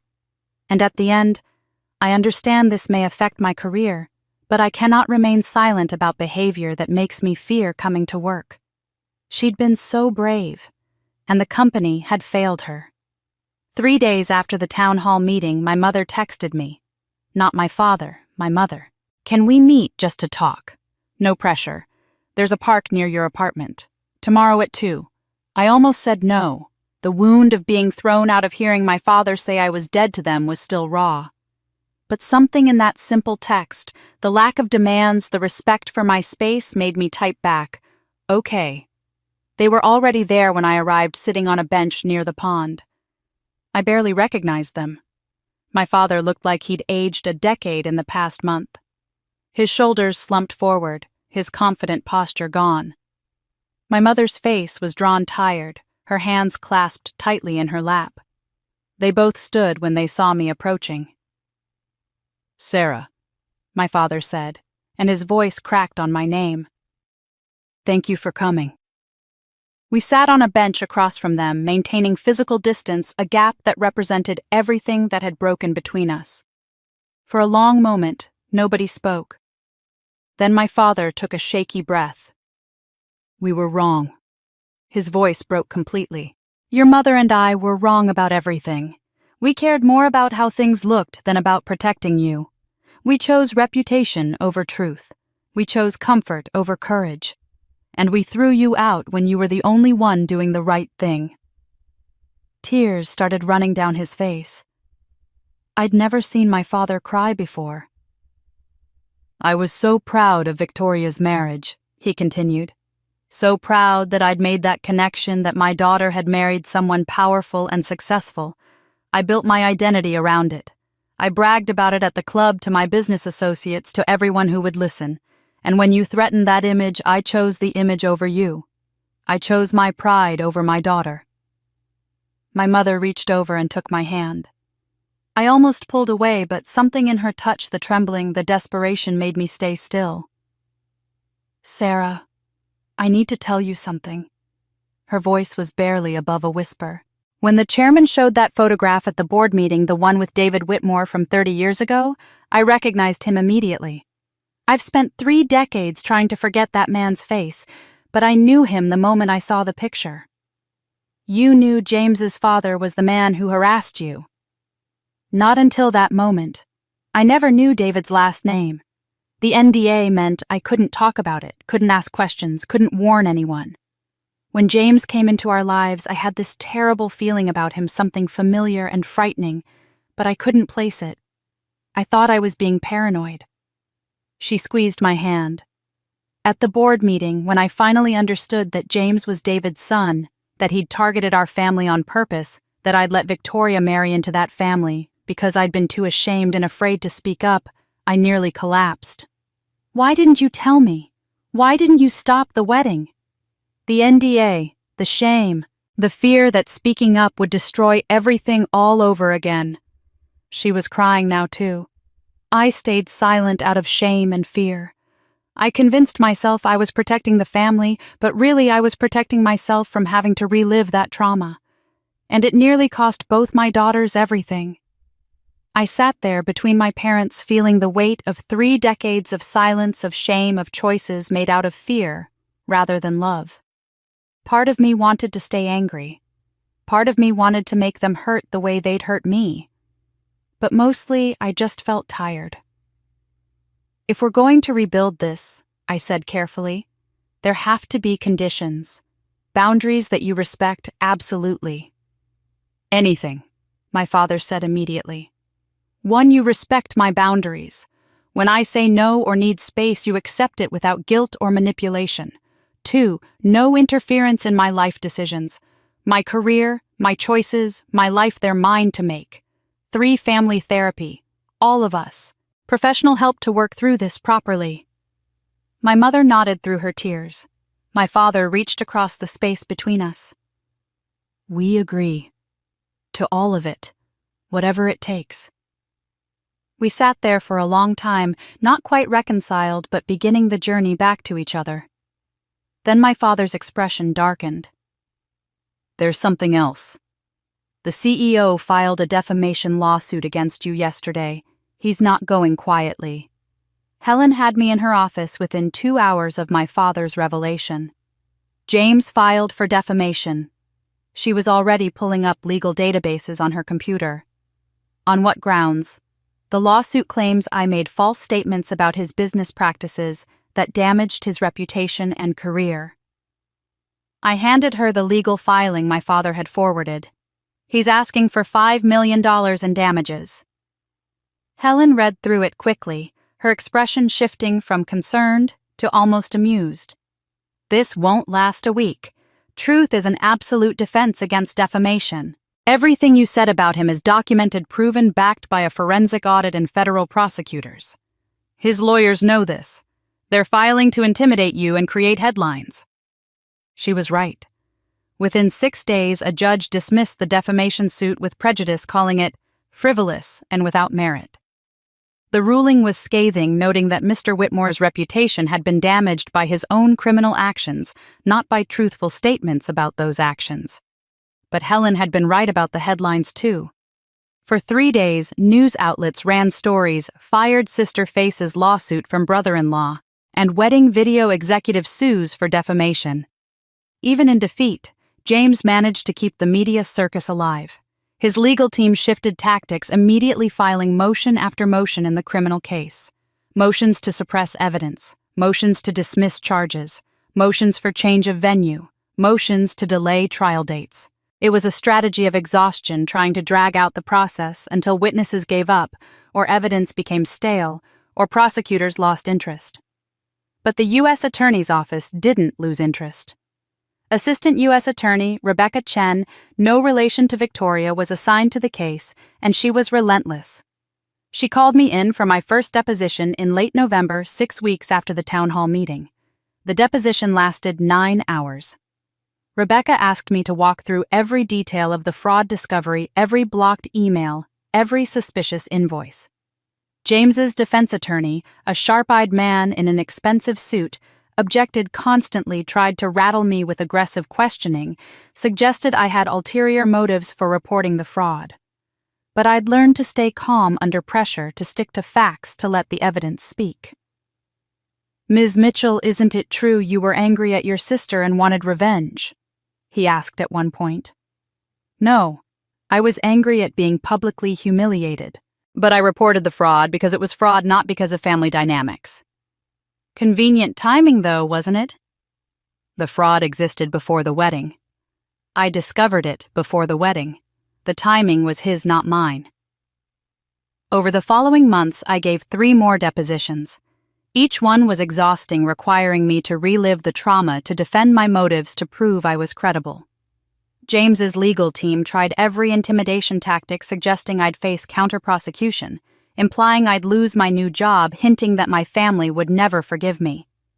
But Rebecca prepared me well, and Helen attended every session, objecting when questions crossed legal lines. Other witnesses faced worse. Frank Morrison was deposed for 12 hours over 2 days. Martha Reynolds received threatening letters at her home, unsigned, but clearly designed to frighten her. Rebecca Chen from accounting was followed to her car one night by a private investigator, the U.S. Attorney's Office had to assign witness protection services to several key people. The breakthrough came in January, when the judge ruled on admissibility of Elizabeth Morrison's testimony about her daughter. James's lawyers had fought hard to exclude it, arguing it was irrelevant to the current charges, prejudicial and too remote in time. But the judge disagreed. The testimony regarding Mr. Whitmore's conduct toward Jennifer Morrison 15 years ago is admissible under Federal Rules of Evidence 404B as evidence of prior bad acts demonstrating modus operandi pattern of behavior and absence of mistake. The court finds that the probative value substantially outweighs any prejudicial effect. That ruling changed everything. It meant the jury would hear how James had destroyed another young woman's life using the same tactics. It established a pattern spanning 15 years. His lawyers knew a jury would see him not as a businessman who made one mistake, but as a serial predator. Rebecca called me 2 weeks later. His attorney contacted us. James wants to discuss a plea agreement. The negotiations took a month. James's lawyers tried to minimize everything: probation, community service, monetary fines, but no prison time. The prosecutors held firm. This was fraud, embezzlement, wire fraud, obstruction of justice. Federal guidelines required prison time. 6 months later, the judge announced the sentence: 18 months federal prison, 3 years probation, $4.7 million in restitution, and lifetime ban from corporate officer positions. I stood outside the courtroom the day of James's sentencing, watching as he was led away in handcuffs. 18 months in federal prison, 3 years of probation after release, $4.7 million in restitution, a lifetime ban from ever holding a corporate officer position again. Victoria wasn't there to see it. She was home 8 months pregnant, preparing for the life she'd build without him. 6 months after the verdict, I sat in a rocking chair in Victoria's modest apartment, holding my niece for the first time. Emma Grace Chen, 7 pounds 3 ounces of pure innocence with a crown of dark hair and tiny fingers that gripped mine with surprising strength. "She's perfect," I whispered, afraid to speak too loudly and wake her. Victoria smiled from the couch, exhausted but radiant in the way new mothers are. Her apartment was small. 2 bedrooms in an older building, but it was hers. The furniture was second-hand, the baby things borrowed or bought on sale, but everything was chosen freely. No one controlled what she bought or where she lived or how she spent her days.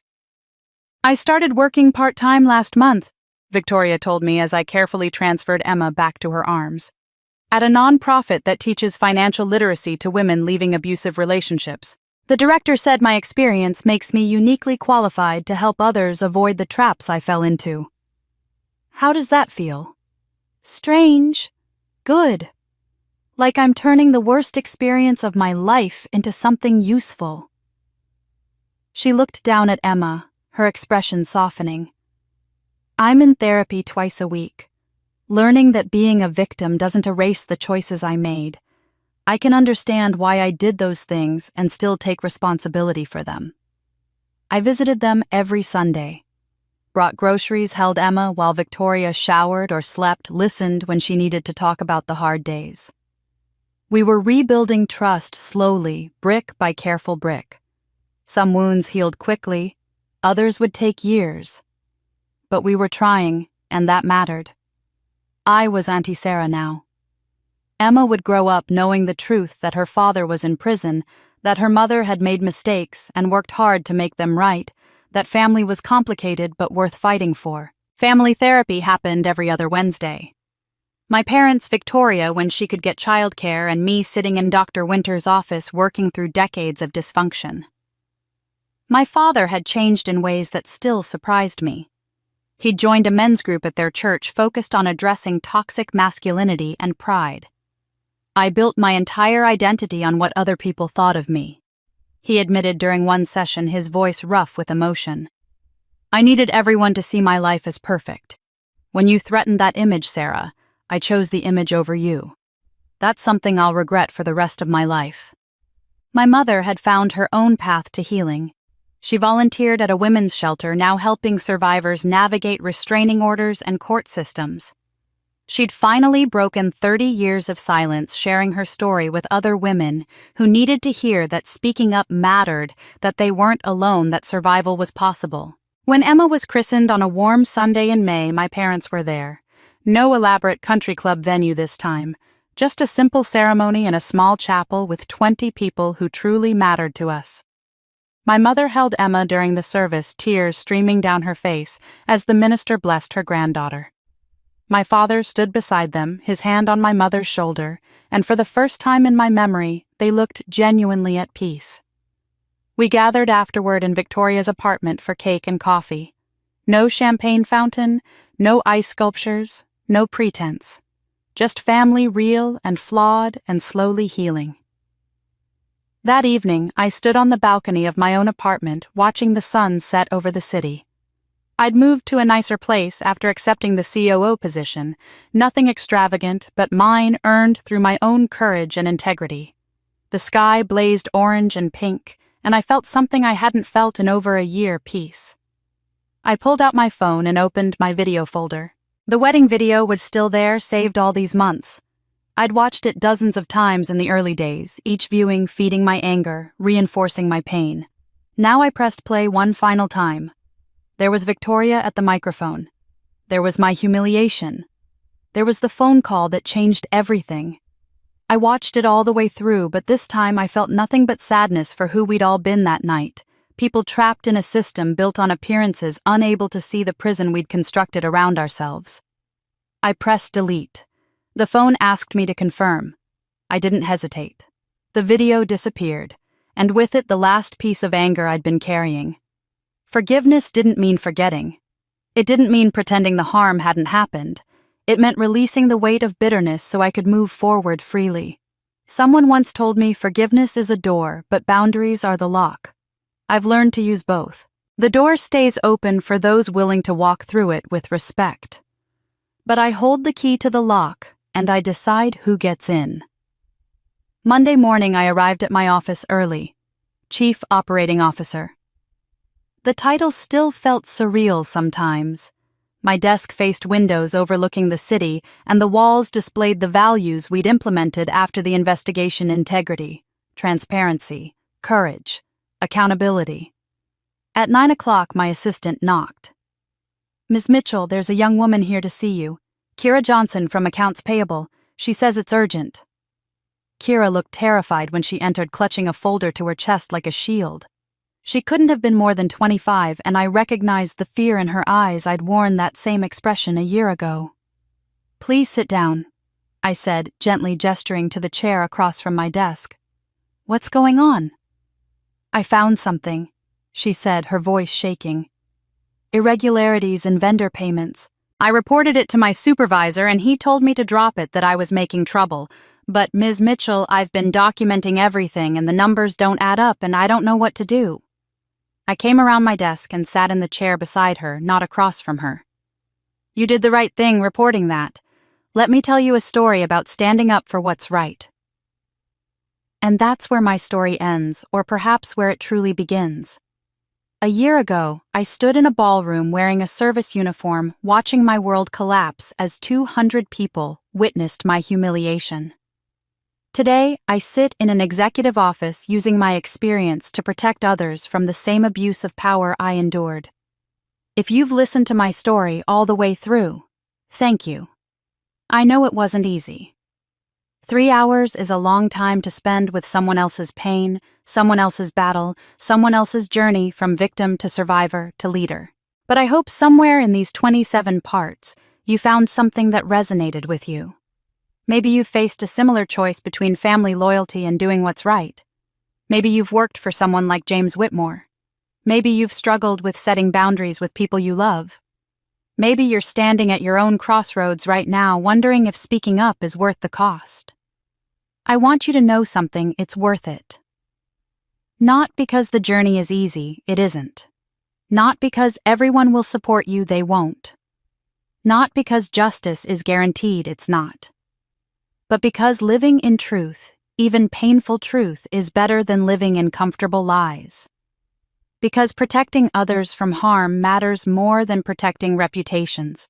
Because your voice, your courage, your integrity, these things have power even when you feel powerless. If this story meant something to you, I'd be grateful if you'd subscribe to this channel and hit that notification bell. There are so many stories like mine that need to be told, so many people who need to hear that they're not alone in their battles. Your subscription helps these stories reach the people who need them most. And I want to hear from you. In the comments below, tell me, have you ever had to choose between family loyalty and doing what's right? How did you handle it? What would you have done differently in my situation? Do you think I made the right choices? Or would you have approached things another way? Your perspective matters. Your story matters. And someone reading your comment might find exactly the courage they need to face their own impossible choice. If you know someone who's struggling with workplace abuse, family dysfunction, or the decision to speak up about wrongdoing, please share this video with them. Sometimes just knowing that someone else survived a similar battle can make all the difference. Thank you for walking this journey with me. Thank you for witnessing my story. And remember, forgiveness is a door, but boundaries are the lock. You hold the key. Use it wisely. Until next time, this is Sarah Mitchell reminding you that your voice matters, your truth matters, and you are stronger than you know.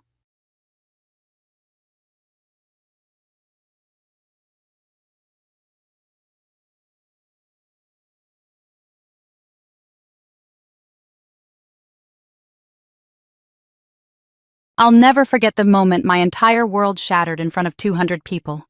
My sister's wedding, crystal chandeliers, champagne towers, guests in designer gowns. I was helping behind the scenes, proud, supportive, and visible. Then she grabbed the microphone. "Everyone, I have an announcement." Her smile was ice. "My sister here, she's fired. Effective immediately." The room went silent. 200 pairs of eyes turned to me. My father laughed, actually laughed, and said loud enough for everyone to hear, "Well, now we officially have an unemployed daughter." My mother looked away. I stood there, frozen, humiliated, drowning in shame, while guests whispered and phones came out to record my destruction. Then my phone rang. Unknown number. I almost didn't answer. But something made me pick up. "This is Chairman Mitchell. Put your sister on the phone. Now." His voice was cold steel. When my sister heard who was calling, her face went white. Her hands trembled as she took my phone. And then in front of everyone who'd just watched her destroy me, she dropped to her knees. What I didn't know then was that this was just the beginning. That phone call would unravel secrets buried for 30 years. It would expose a conspiracy that reached the highest levels of corporate power. It would tear my family apart and force me to choose between revenge and redemption. And before it was over, I would discover the shocking truth about why my own mother had stayed silent while they humiliated me. This is the story of how I lost everything in one night and gained something far more valuable than I ever imagined. My name is Sarah Mitchell. I'm 28 years old, and until that night, I worked as a project coordinator at Henderson & Associates, a Fortune 500 consulting firm where my sister was vice president of operations. I thought I was there to celebrate the happiest day of her life. The Rosewood Grand Ballroom looked like something out of a fairy tale. Crystal chandeliers cascaded from the vaulted ceiling, each one throwing diamonds of light across the polished marble floor. 200 guests filled the room. Business executives in tailored suits, society women dripping with pearls, politicians I'd only seen on television. Ice sculptures shaped like swans guarded the champagne fountain. The flower arrangements alone probably cost more than my monthly rent. I wasn't sitting among them. I was backstage in the service corridor wearing the simple black uniform the catering staff had given me. My sister Victoria had asked me to help coordinate with the vendors, make sure everything ran smoothly. "You're so good at details, Sarah," she'd said when she called me 3 weeks earlier. "I need someone I can trust to handle the behind-the-scenes stuff." I'd been honored, touched even. My older sister, the successful executive, trusting me with her perfect day. So I'd spent the last 6 hours running back and forth, checking that the champagne stayed cold, that the band had the right playlist, that the photographer captured every angle. My feet ached in the uncomfortable flats I'd bought specifically because they wouldn't click on the marble. My hair had fallen out of its careful twist hours ago. But every time I peeked through the curtain and saw Victoria glowing in her $10,000 gown, her new husband James beaming beside her, I felt a warm pride in my chest. This was what family did for each other. The reception was in full swing when I noticed Victoria moving toward the bandstand. She'd already done her first dance, already cut the cake. I figured she was going to thank everyone for coming. I was standing near the kitchen entrance, checking my phone for the caterer's final timeline, when her voice suddenly filled the room through the sound system. "Everyone, can I have your attention for just a moment?" I looked up. She was holding the microphone, her smile bright and perfect under the lights. The room gradually quieted. Guests turned in their seats. Champagne glasses paused halfway to lips. James stood beside her, looking slightly confused. "I know this is a bit unconventional," Victoria continued, her voice carrying that confident tone she used in board meetings. "But there's something I need to announce. It can't wait." My heart did a small flutter. Was she pregnant? Was she going to announce a surprise honeymoon destination? I found myself smiling, ready to clap along with everyone else. Then her eyes found me across the room. Found me in my black uniform standing half hidden by the service entrance. Her smile changed just slightly, but I saw it. Something cold flickered behind her eyes. "My sister Sarah is here tonight." She pointed directly at me. 200 heads swiveled in my direction. I felt my face flush hot. "Sarah, come out where everyone can see you." Confused but obedient, I stepped forward into the light. My hands felt clammy. Why was she doing this? "Sarah works for me at Henderson and Associates." Worked, I should say. Victoria's voice stayed bright, almost cheerful, but there was steel underneath. "Everyone, I have an announcement. My sister here is fired. Effective immediately." The words hit me like a physical blow. The room went completely silent. Not a glass clinked, not a chair scraped. 200 distinguished guests stared at me with expressions ranging from shock to pity to barely concealed delight at the drama. I couldn't move, couldn't breathe. This had to be a joke, some kind of strange wedding humor I didn't understand. But Victoria's smile remained fixed, and no one was laughing. My parents sat at the head table just 10 feet from where Victoria stood. My father, retired bank president, pillar of the community, cleared his throat loudly. "Well," he announced, his voice carrying across the silent room, "now we officially have an unemployed daughter." He forced a laugh. Several guests joined him nervously. My mother, elegant in her silver gown, looked down at her plate. She didn't say a word, didn't look at me, just studied her untouched salmon as if it held the secrets of the universe. I felt my eyes beginning to burn. My throat closed up. Around me, phones came out. People were recording this, recording my humiliation, my destruction, broadcasting it to the world.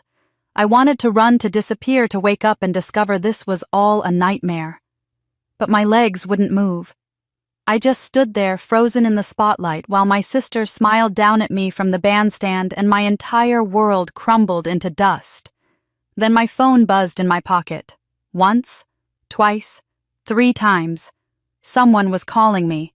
I pulled it out with shaking hands, grateful for any excuse to look away from the sea of staring faces. The screen showed an unknown number, but the area code was local. The company's area code. My hands trembled as I swiped to answer. I didn't recognize the number, but anything was better than standing in this spotlight of shame for another second. I lifted the phone to my ear, turning slightly away from the crowd, as if that could somehow shield me from their stares. "Hello?" My voice came out barely above a whisper. "This is Chairman Robert Mitchell." The voice on the other end was deep and measured, the kind of voice that commanded boardrooms and made junior executives straighten their spines. "Am I speaking with Sarah Mitchell?" My breath caught.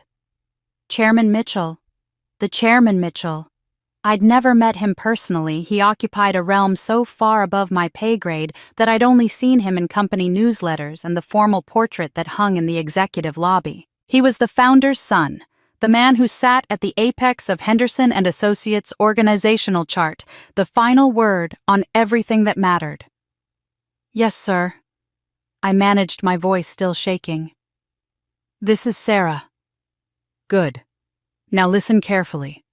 I need you to put your sister on the phone, right now." There was no request in his tone. It was a command, pure and simple. But there was something else underneath it, an edge of controlled anger that made my stomach flip. Sir, she's..." I glanced toward the bandstand where Victoria still stood, microphone in hand, watching me with an expression I couldn't quite read. Triumph, nervousness. "She's at her wedding reception. I know exactly where she is." His voice remained calm but somehow grew harder. "I'm watching it happen. Put her on the phone, Sarah. Now." Watching it. How could he be watching? Then I remembered someone had been recording. Multiple people, their phones out, capturing my humiliation. Had it already gone viral? Was it streaming somewhere? My stomach twisted tighter. I lowered the phone and looked across the ballroom at Victoria. Our eyes met. She must have seen something in my expression because her confident smile faltered slightly. I walked toward her on legs that felt like water, aware of every eye in the room following my movement. The silence was suffocating. Even the band had stopped playing. When I reached the bandstand, I held out the phone. My hand was shaking so badly I almost dropped it. "It's for you," I said quietly. "It's Chairman Mitchell." The color drained from Victoria's face so fast I thought she might faint. Chairman Mitchell was her boss's boss's boss. He was the man who could end careers with a single word, who held the power to shape destinies within the company. She'd mentioned him exactly 3 times in the 7 years she'd worked at Henderson and Associates, and each time with a reverence that bordered on fear. "Chairman Mitchell," she repeated, her voice suddenly small. The microphone picked it up and broadcast it across the room. Guests began murmuring. James stepped closer to her, concerned. Victoria took the phone from my hand as if it were a live grenade. She held it to her ear, and I watched her face transform from pale to ashen, from confident to terrified. "Yes, sir. This is Victoria Chen. Yes, sir. I understand, sir." Even without the phone to my ear, I could hear his voice, deep and resonant and absolutely unforgiving. It carried in the quiet room, though I couldn't make out the exact words. But I could hear the tone-controlled fury wrapped in corporate professionalism. Victoria's knees actually buckled slightly.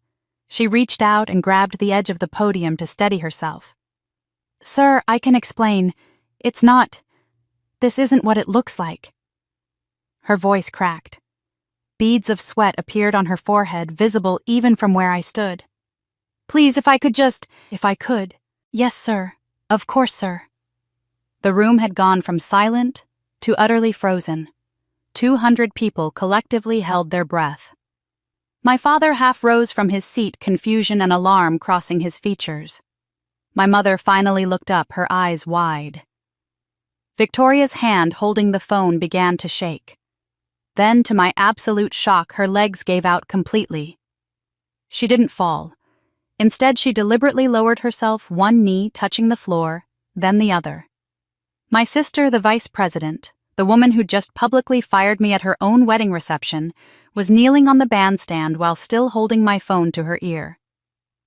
"I understand, sir," she whispered into the phone, and the microphone she still clutched in her other hand carried her broken voice to every corner of the ballroom. "Yes, sir. I'll cooperate fully. Please, I'm begging you." But the chairman wasn't finished. His voice came through the phone speaker, and in the absolute silence of the room, I heard his final words clearly. They weren't directed at Victoria. They were softer, thoughtful, tinged with something that sounded almost like sorrow. He said quietly, almost to himself, "She looks just like her mother did." I stood frozen, trying to process what I'd just heard. She looks just like her mother did. What did that mean? How did Chairman Mitchell know my mother? But there was no time to unravel that mystery because something extraordinary was happening on the bandstand. Victoria remained on her knees, still clutching my phone to her ear with one hand and the microphone with the other. Her carefully styled hair had begun to slip from its elaborate updo strands falling across her face. The confident, radiant bride who had stood there just minutes ago announcing my termination had vanished completely, replaced by someone I barely recognized. Her shoulders hunched forward as if she were trying to make herself smaller and visible. "Yes, sir," she said again, her voice trembling so badly that the words came out fractured. I understand, sir. Please, if I could just—" The guests in the front rows leaned forward in their seats, craning their necks. The whispers started soft, a low rustle of confusion and curiosity. Then they grew louder, spreading like wildfire through the ballroom. I could see mouths moving behind raised champagne glasses, heads turning to neighbors' eyebrows lifting in shock and speculation. The society matrons who'd been gossiping about floral arrangements 5 minutes ago now wore expressions of rapt fascination. The business executives shifted uncomfortably, recognizing the sound of a career detonating in real time. "What's happening?" someone whispered loudly enough for me to hear. "Is that really the chairman?" another voice responded. "Oh my God, she's actually kneeling." Then the chairman's voice changed. It grew louder, more forceful, and suddenly it wasn't just Victoria who could hear him. The phone's speaker projected his words with startling clarity across the now silent ballroom. Everyone within 20 feet of the bandstand could hear every syllable. "Victoria Chen, you've crossed a line." Each word landed like a gavel strike. "This is not how we treat employees at Henderson & Associates, and this is certainly not how we treat family." The effect was instantaneous. The whispers stopped. 200 people collectively held their breath. You could have heard a pin drop on that marble floor. Victoria's entire body began to shake, her designer gown trembling, as if caught in a strong wind. "Yes, sir," she managed, barely audible. I'm so sorry, sir. I wasn't thinking clearly. The stress of the wedding, There is nothing to explain." The chairman's voice cut through her excuses like a blade. "What I witnessed was crystal clear. You publicly terminated an employee, your own sister, at a social event without cause, without following proper procedure, without even basic human dignity." Victoria swayed where she knelt, and for a moment I thought she might collapse entirely.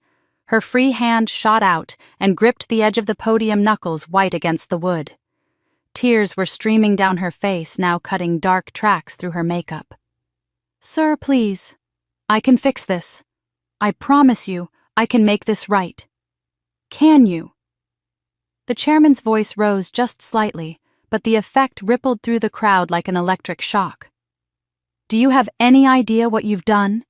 The liability you've created, the message you've sent to every employee in this company." The ballroom erupted.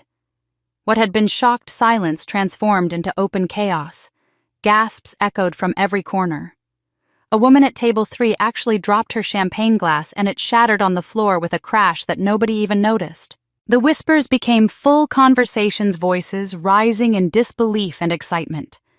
This wasn't just drama anymore. This was a scandal unfolding in real time, and everyone wanted to witness it. I saw phones coming out everywhere now, no longer discreet. Guests were openly recording, holding up their devices, capturing every moment of Victoria's public destruction. The same people who'd watched my humiliation with such entertained horror were now documenting hers. The flashes from cameras sparkled across the darkened ballroom like stars. This would be all over social media within minutes. Everyone in our social circle, our professional networks, would see this. My father stood up from the head table so abruptly his chair fell backward. His face had gone from confused to horrified, his mouth opening and closing as if he wanted to say something but couldn't find the words. He took one step toward the bandstand, then froze clearly, realizing he had no idea how to fix this situation. Beside him, my mother sat rigid, both hands pressed to her chest, her eyes enormous and glittering with unshed tears. Then James moved. He'd been standing off to the side talking with his groomsmen when this started. Now Victoria's new husband came striding across the ballroom floor with the kind of purposeful urgency that made guests scramble to get out of his way. James Whitmore was 45, silver-haired, and distinguished the CEO of Whitmore Industries. I'd met him exactly 3 times before today, and each time he'd radiated the easy confidence of old money and unquestioned authority. But right now, beneath that polished exterior, I could see something I'd never seen before: genuine fear. "Victoria," he said sharply as he reached the bandstand, climbing the 2 steps in a single stride. He kept his voice low, but several nearby tables could still hear him clearly. "Victoria, hang up the phone right now. We need to handle this privately." But Victoria didn't even look at him. She remained on her knees, the phone pressed to her ear, nodding desperately at whatever the chairman was saying. "Please, sir," she sobbed, and the microphone she still gripped broadcast her broken voice across the entire room. "Please don't do this here. Not at my wedding. Not in front of everyone." James reached down and gripped her shoulder, trying to pull her to her feet, but she yanked away from him. His jaw clenched. He looked out at the crowd, at the 200 witnesses, at the dozens of phones recording every second, at the complete disintegration of what was supposed to be their perfect celebration. For just a moment, his careful composure cracked, and I saw raw panic flash across his face. This was a man accustomed to controlling every situation, commanding every room he entered, and he was utterly, completely powerless. "Someone turn off those cameras," he hissed at one of his groomsmen, but nobody moved. Nobody could stop this now. The chairman's voice came through the speaker again, and this time it seemed even louder, as if he knew he had an audience and wanted to make sure every single person heard what came next. His tone had shifted from anger to something colder, more final, more absolutely terrifying in its certainty. "Miss Chen, you will remain available for contact. You will not leave town. You will not delete any emails or electronic communications. You will not speak to any employees about this matter. Is that perfectly understood?" "Yes, sir," Victoria choked out between sobs. "Yes, sir, I understand completely." The pause that followed felt eternal. In that terrible silence, 200 people waited, barely breathing, for whatever judgment would fall next. Then the chairman's final words echoed through the speaker, clear and unmistakable, sealing Victoria's fate before an audience of everyone who mattered in her carefully constructed world. "This wedding just became a formal investigation." I didn't sleep that night. How could I lay in my small apartment, staring at the ceiling, replaying every moment of the reception in my mind. The look on Victoria's face, the chairman's voice, the phones recording everything. By 3 a.m, I gave up on sleep entirely and made coffee, sitting at my kitchen table watching the sky gradually lighten over the city. My phone had been buzzing non-stop since I left the Rosewood. I'd turned off the sound around midnight, but I could see the screen lighting up every few minutes with incoming messages. By dawn, I had 47 unread texts and 23 missed calls. I finally forced myself to look. The family group chat was on fire. Aunt Linda had started it at 11:30 the previous night with a simple message, "What on earth happened at the wedding?" From there, it had exploded into a frenzy of speculation and judgment. Uncle Robert chimed in saying he'd heard from a guest that Victoria had been attacked during her reception. Cousin Michelle posted that someone told her there was a major corporate scandal involving our family. Aunt Patricia wrote that her friend Nancy saw the whole thing and said I had caused a terrible scene. But it was my cousin David's message that made my hands shake as I read it. "Just saw a video on Twitter. Holy hell, this is going viral. Sarah, what did you do?" I opened Twitter with a sense of dread. He was right. Someone had posted a 15-second clip of Victoria on her niece phone to her ear, mascara running down her face. The caption read, "When karma calls during your wedding reception." It had been retweeted 8,000 times. The comments ranged from supportive to vicious to gleefully entertained. Our family's private catastrophe was now public entertainment for strangers across the country. The family group chat continued scrolling. More cousins weighing in, more aunts and uncles demanding to know what happened, more people taking sides without knowing any facts. But the overwhelming sentiment was clear. Somehow this was my fault. I had disrupted Victoria's special day. I had embarrassed the family. I had brought shame on all of us. My mother's message appeared at 6:15 in the morning. Family meeting, our house, 10 o'clock. Everyone must attend. No explanation, no question about how I was doing, just a command. I arrived at my parents' house at exactly 10 o'clock.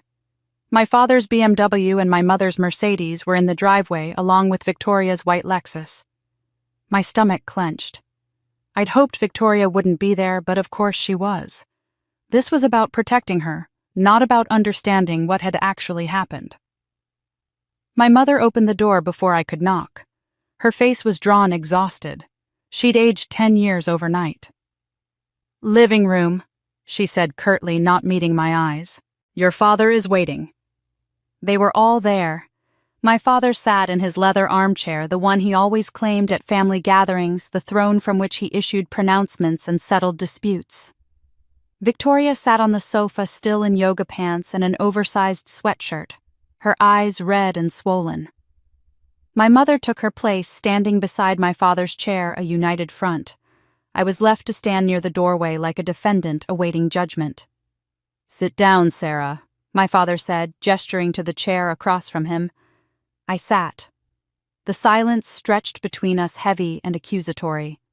Finally, my father spoke, his voice tight with controlled anger. "Do you have any idea what you've done to this family? Do you have any concept of the damage?" I opened my mouth to respond, but he held up his hand. "Victoria's wedding, her one special day, is now a laughingstock on the internet. Our family name is being dragged through the mud. I've had 3 calls this morning from members of the club asking what happened. Your mother can't show her face at her charity luncheon this week. And why? Because you couldn't handle a simple personnel matter with grace and discretion." "Dad? She fired me publicly," I started. "That's between you and your sister." He cut me off. "That should have stayed between you two. Instead, you involved the chairman of the entire company. You created a spectacle. You turned her wedding into a circus." Victoria sniffled from the sofa. My mother moved to sit beside her, putting an arm around her shoulders. They both looked at me with identical expressions of wounded betrayal. "This ends now," my father continued, his voice growing harder. "You will apologize to your sister. You will call the chairman and tell him this was all a misunderstanding. You will withdraw any complaints or concerns. We will present a united family front, and we will move past this. Do you understand me?" I looked at him, then at my mother, then at Victoria. They all watched me expectantly, waiting for my compliance. This was how it had always been in our family. Appearances mattered more than truth. Harmony, even false harmony, was more important than justice. The family's reputation trumped individual grievances every single time. "Sarah," my mother said softly, pleadingly, "please, just apologize. For the family. We can work everything else out privately, but we need to show the world that we're united." Victoria wouldn't even look at me. She stared at her hands, crying quietly, while my mother rubbed her back. I felt something cold and hard settle in my chest. I stood up slowly. "I'm sorry you're upset," I said carefully. "I'm sorry the wedding ended badly, but I won't apologize for what happened. Victoria fired me publicly without cause in front of 200 people. The chairman intervened. That's what happened." My father's face turned red. "You will do as you're told. I'm 28 years old, Dad. You can't order me around anymore." My voice stayed calm, but my hands were shaking. "If you want to preserve the family image, that's your choice. But I won't lie about what happened." I walked out before anyone could respond. I heard my father shouting behind me, heard my mother calling my name, but I didn't stop. I got in my car and drove home, my entire body trembling with adrenaline and grief. Back in my apartment, I opened my laptop and pulled up my work email. My fingers hovered over the keyboard for a long moment. Then I started typing. I documented everything: the public termination, Victoria's history of hostile comments about my work, the pattern of undermining me in meetings, the way she'd blocked my emails about questionable vendor payments. I attached time-stamped records. I kept my tone professional, factual, unemotional. Then I addressed it to HR with a copy to the chairman's office, and I hit send. Minutes after sending the email, HR replied, subject line, "Administrative leave, immediate action required." My hands were shaking as I clicked open the email. The sender was Jennifer Martinez, Senior Director of Human Resources, someone I'd never personally interacted with despite 7 years at the company. The formality of her title appearing in my inbox made my heart race. "Dear Ms. Mitchell," it began, and the use of my last name instead of my first sent a chill through me. "Effective immediately, you are being placed on temporary administrative leave with full pay pending the outcome of an internal investigation pursuant to Company Policy 4.7 regarding workplace conduct and termination procedures. This action is being taken in accordance with federal and state employment law and is not disciplinary in nature. During this leave period, you are not to access company premises, company computer systems, or communicate with company employees regarding matters related to this investigation except as directed by Human Resources or legal. You will be contacted within 48 hours regarding next steps. Your cooperation is expected and appreciated." The email continued for 3 more paragraphs, each one more dense with legal terminology than the last. References to Title VII Company Handbook sections, investigation protocols, confidentiality requirements. It was all so formal, so official, so utterly impersonal. This wasn't a conversation between colleagues anymore. This was the machinery of corporate law grinding into motion, and I was caught in its gears. The final paragraph hit me hardest. "Please note that Ms. Victoria Chen has also been placed on administrative leave pending this investigation. All parties involved will be treated fairly and in accordance with company policy." Victoria was on leave too. The reality of that settled over me like a heavy blanket. This wasn't just about me anymore. This was serious. Careers were on the line, reputations, possibly even legal consequences. What had seemed like a surreal nightmare at the wedding had transformed overnight into something with real, lasting implications. I read the email 3 more times, trying to absorb every word, every implication. Then I did the only thing I could think of. I called Helen. Helen Zhao had been my mentor when I first started at Henderson & Associates. She'd left the company 5 years ago to join a corporate law firm, but we'd stayed close, meeting for coffee every few months to catch up. She was 20 years older than me, sharp as a knife, and one of the few people I trusted completely. If anyone could help me navigate this, it was Helen. "Coffee, now. The usual place," she said when I called, not even waiting for me to explain. "I saw the video. I'll be there in 20 minutes. The cafe was quiet on a Sunday morning, just a few students with laptops and an elderly couple sharing the newspaper. Helen was already there when I arrived, sitting at our corner table with 2 cups of coffee waiting. She stood and pulled me into a hug before I could even sit down. "Tell me everything," she said once we were settled. "From the beginning. Leave nothing out." I told her the whole story: the wedding, Victoria's announcement, the chairman's call, my family's reaction this morning, the HR email. Helen listened without interrupting, her sharp eyes never leaving my face. She took notes on a legal pad, her pen moving quickly across the paper. When I finished, she set down her pen and looked at me seriously. "Okay, first thing you need to understand: this is good news, not bad news. HR placing both of you on leave means they're taking this seriously. They're protecting the company, yes, but they're also protecting you. If they thought you were clearly in the wrong, you'd be gone already." "But what do I do now?" I asked, my voice sounding small even to my own ears. "You document everything." Helen leaned forward, her voice intense. "Every text message, every email, every conversation, every time someone in your family contacts you, every interaction you've had with Victoria over the past year. Keep a detailed journal with dates, times, witnesses. Make copies of everything and store them in multiple places. Cloud storage, external hard drive. Email them to me if you want. Make this paper trail bulletproof." She took a sip of her coffee, then continued. But here's the crucial part, Sarah. Keep emotions out of it. I know this is personal. I know your family is involved and it hurts. But when you're documenting, stick to facts. No adjectives like cruel or humiliating. Just write what happened, what was said, who was present. Let the facts speak for themselves. The moment you sound emotional or vengeful, you lose credibility. I nodded, pulling out my own notebook and writing down everything she said. One more thing, Helen added, her voice softer now. This is going to get worse before it gets better. Investigations take time. Your family is going to pressure you. People at work are going to gossip. You're going to have moments where you want to give up, where apologizing and making it all go away seems easier. Don't. You did nothing wrong, and backing down now would be admitting fault you don't have. We talked for another hour. Helen walking me through what to expect from the investigation process, what questions HR might ask, how to present myself professionally. By the time we parted, I felt less like I was drowning and more like I had a life raft to hold on to.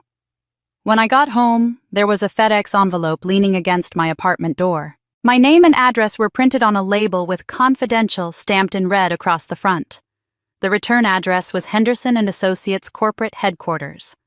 I brought it inside and opened it carefully. Inside was a single sheet of heavy letterhead signed by someone named Patricia Thornton, executive assistant to the chairman. The letter was brief and precisely worded. Dear Ms. Mitchell, Chairman, Robert Mitchell requests your presence at a private meeting on Monday, May 15th at 9:00 a.m. at corporate headquarters, executive floor, conference room A. This meeting is confidential and separate from the HR investigation process. Please confirm your attendance by reply email. Your prompt cooperation in this matter is appreciated. The tone was professional but carried an undercurrent of urgency that made my pulse quicken. The chairman wanted to see me personally, not through HR, not through intermediaries. This was something different. The letter's final line read, "Bring any documentation you have regarding Project X and vendor relationships. The chairman has questions that only you can answer." Monday morning arrived with unseasonable rain, gray clouds hanging low over the city. I stood outside Henderson & Associates headquarters at 8:45, clutching a folder containing every document I could find related to Project X. I'd spent all of Sunday going through old emails and files, printing everything that seemed even remotely relevant. The folder was thick, organized with colored tabs, each section labeled clearly. Helen's advice echoed in my mind. Be prepared. Be professional. Be factual. The executive floor was a place I'd only visited twice in 7 years, both times to deliver urgent documents to someone's assistant. As the elevator doors opened, I was struck again by how different this world was from the regular office floors. Thick carpet muffled every sound. Original oil paintings lined the hallways. The receptionist sat behind a desk that probably cost more than my car. "Sarah Mitchell," I said quietly. "I have a 9 o'clock appointment with Chairman Mitchell." She smiled warmly and picked up her phone. "Ms. Mitchell is here," she said, then nodded. "Please follow me." We walked down a corridor lined with photographs, the company's history displayed in black and white images. The founder breaking ground on the first office. Early executive teams. Milestones and achievements spanning decades. At the end of the hall, she opened a heavy wooden door and gestured me inside. The chairman's office was nothing like I'd imagined. I'd expected modern and sterile, all glass and chrome. Instead, I walked into a room that felt like a private library.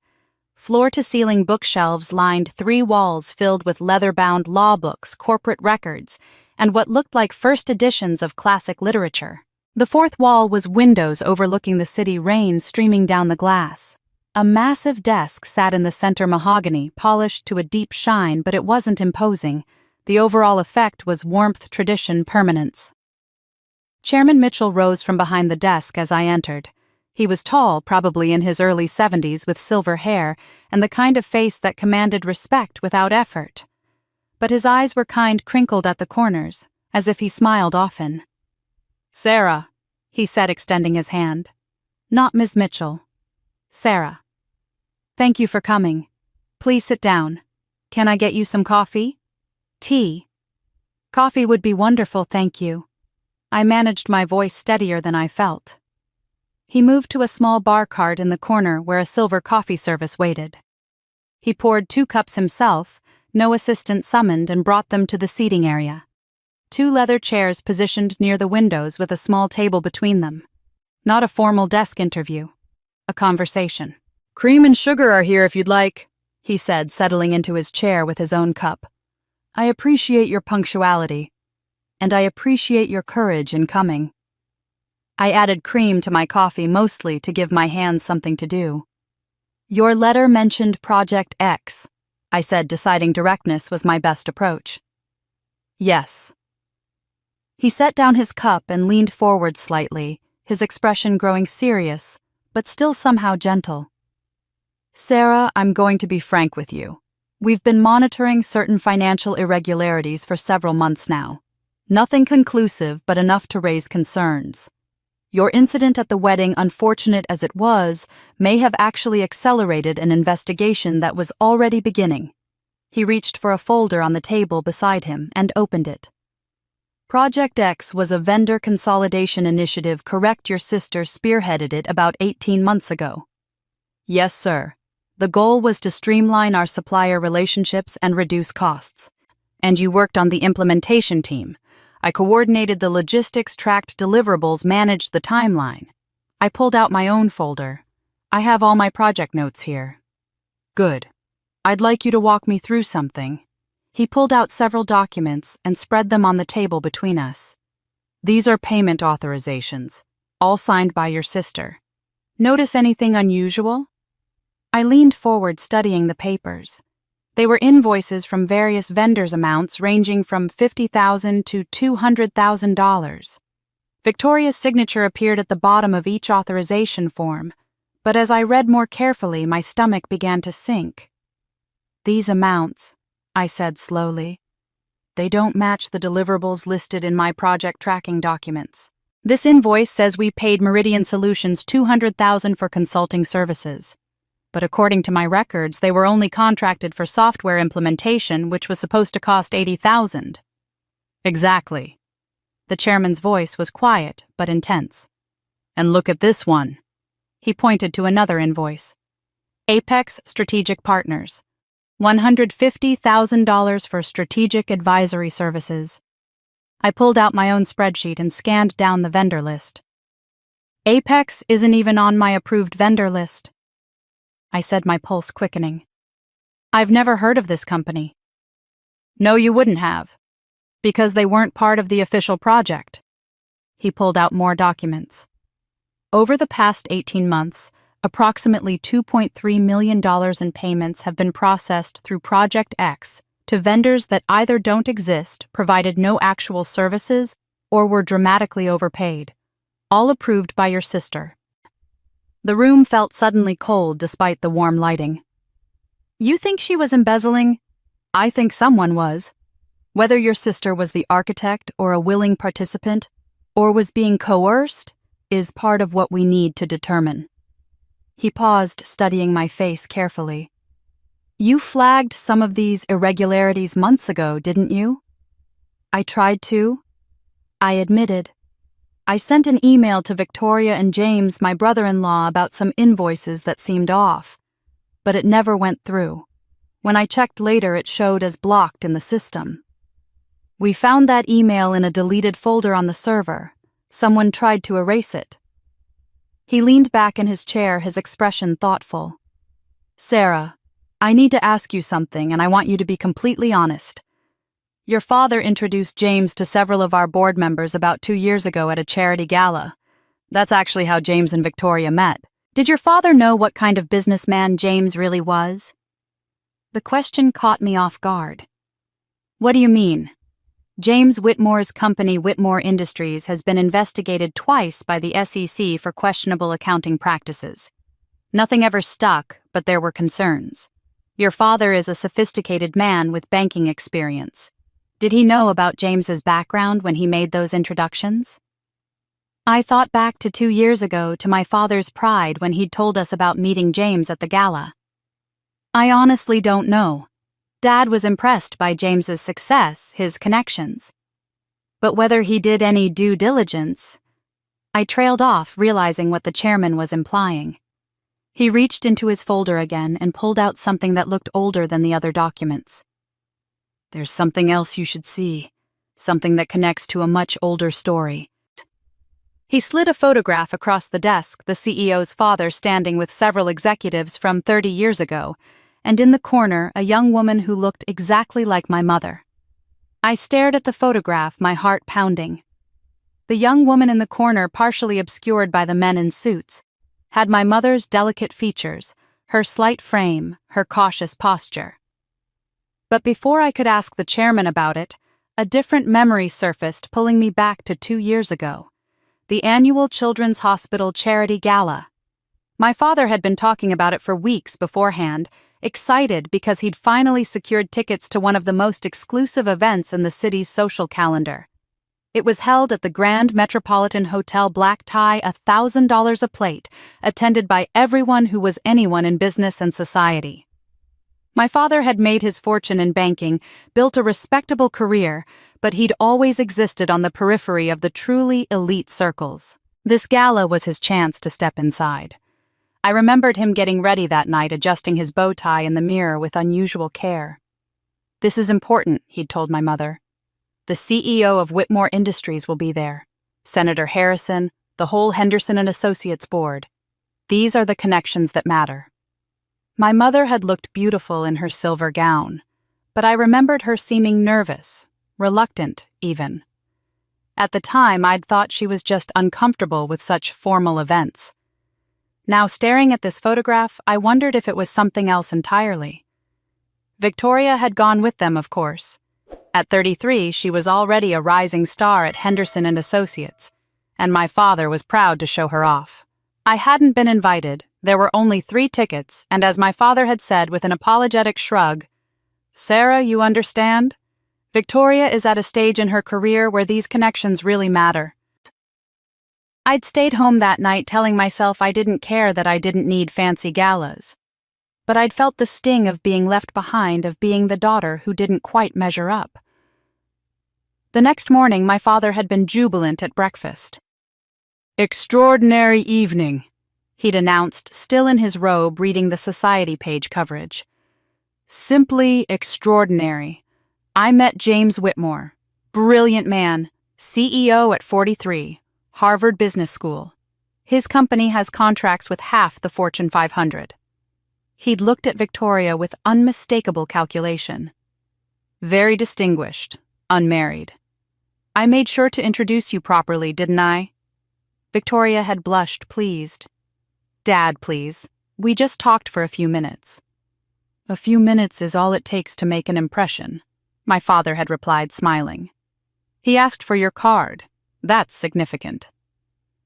Over the following weeks, my father had tracked Victoria and James's developing relationship like a general planning a campaign. When James called Victoria for dinner, my father had helped her choose the restaurant. When James invited her to a corporate box at the Symphony, my father had advised her on what to wear. When James introduced Victoria to his business associates, my father had been there in the background, beaming with pride. I remembered one particular afternoon about 3 months into their courtship. I'd stopped by my parents' house to drop off something for my mother and found my father on the phone in his study. The door was ajar and I'd heard him talking to someone, Uncle Robert, I think. "My Victoria is dating James Whitmore," he'd said, his voice rich with satisfaction. "Yes, the James Whitmore, CEO of Whitmore Industries. You should see them together, perfect match. I introduced them, at the Children's Hospital Gala. I could tell immediately he was the right caliber of man for her." He'd laughed at something Uncle Robert said, then continued, "Well, when you know the right people, you can make these connections. It's about understanding who belongs together, who operates at the same level. Victoria is going places, and James can help her get there." I'd slipped away before he saw me, but the conversation had stayed with me. The way he'd said, "I introduced them," with such ownership. The way he'd taken credit for their relationship, as if he'd orchestrated the whole thing. When James and Victoria got engaged 8 months later, my father had thrown an engagement party that rivaled some weddings. He'd invited everyone from his business circle, everyone from the club, everyone who needed to know that his daughter was marrying a Fortune 500 CEO. I remembered him giving a toast that night, his chest puffed with pride.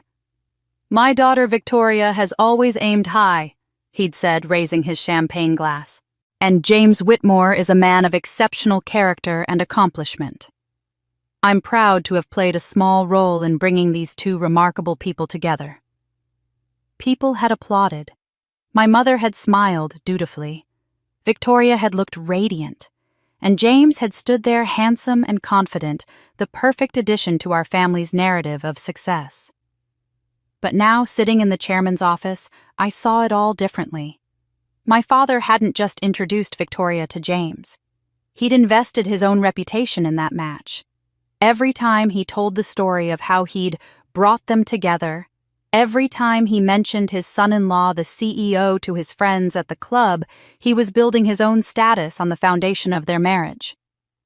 When the chairman had asked if my father knew what kind of businessman James really was, my instinct had been to defend my father. But the truth was more complicated. Had my father done any real due diligence? Had he looked beyond the Harvard degree and the impressive title? Or had he been so dazzled by the opportunity to connect his family to that kind of power and prestige that he'd never asked the hard questions? And now, with the wedding disaster and the investigation unfolding, all of that reflected back on my father. His judgment was being questioned. His matchmaking was being scrutinized. The people he'd bragged to were probably whispering now, wondering if he'd been duped, if he'd led his own daughter into a disaster. When my parents had demanded I apologize to Victoria when they'd told me to make this all go away, I'd thought they were protecting their daughter. But what if it was more than that? What if they were protecting the story my father had told everyone? What if admitting James was corrupt meant admitting my father had been wrong, had been foolish, had prioritized status over substance? My father's identity had become wrapped up in this match. His place in his social circle depended partly on being the man whose daughter married James Whitmore. Acknowledging the truth would mean losing face in the one arena that mattered most to him. And that was the first time I wondered, was Dad protecting his daughter or protecting his own reputation? I left the chairman's office an hour later with that photograph still burning in my mind, but he'd given me a different assignment to focus on first. "Go through everything," he'd said. "Every email, every document related to Project X. If there's evidence of what happened to your communications, I need to see it." Back in my apartment, I opened my laptop and logged into my personal email account, where I'd been forwarding work documents for backup, a habit Helen had taught me years ago. "Never trust that the company server will keep everything," she'd said. "Always keep your own copies." I started searching through folders looking for anything related to Project X from the past year. There were dozens of emails, status updates, vendor communications, budget spreadsheets. I'd been meticulous about documentation, sending weekly summaries to Victoria about progress and concerns. Reading through them now, I could see the pattern I'd missed at the time. Whenever I raised questions about costs or timelines, Victoria's responses had been dismissive. "Trust the process, Sarah. You're too focused on details. Let me handle the vendor relationships." Then I found something that made me stop cold. A draft email sitting in a folder labeled Unsent November. I didn't remember creating that folder. I clicked it open. The email was dated 6 months ago, mid-November.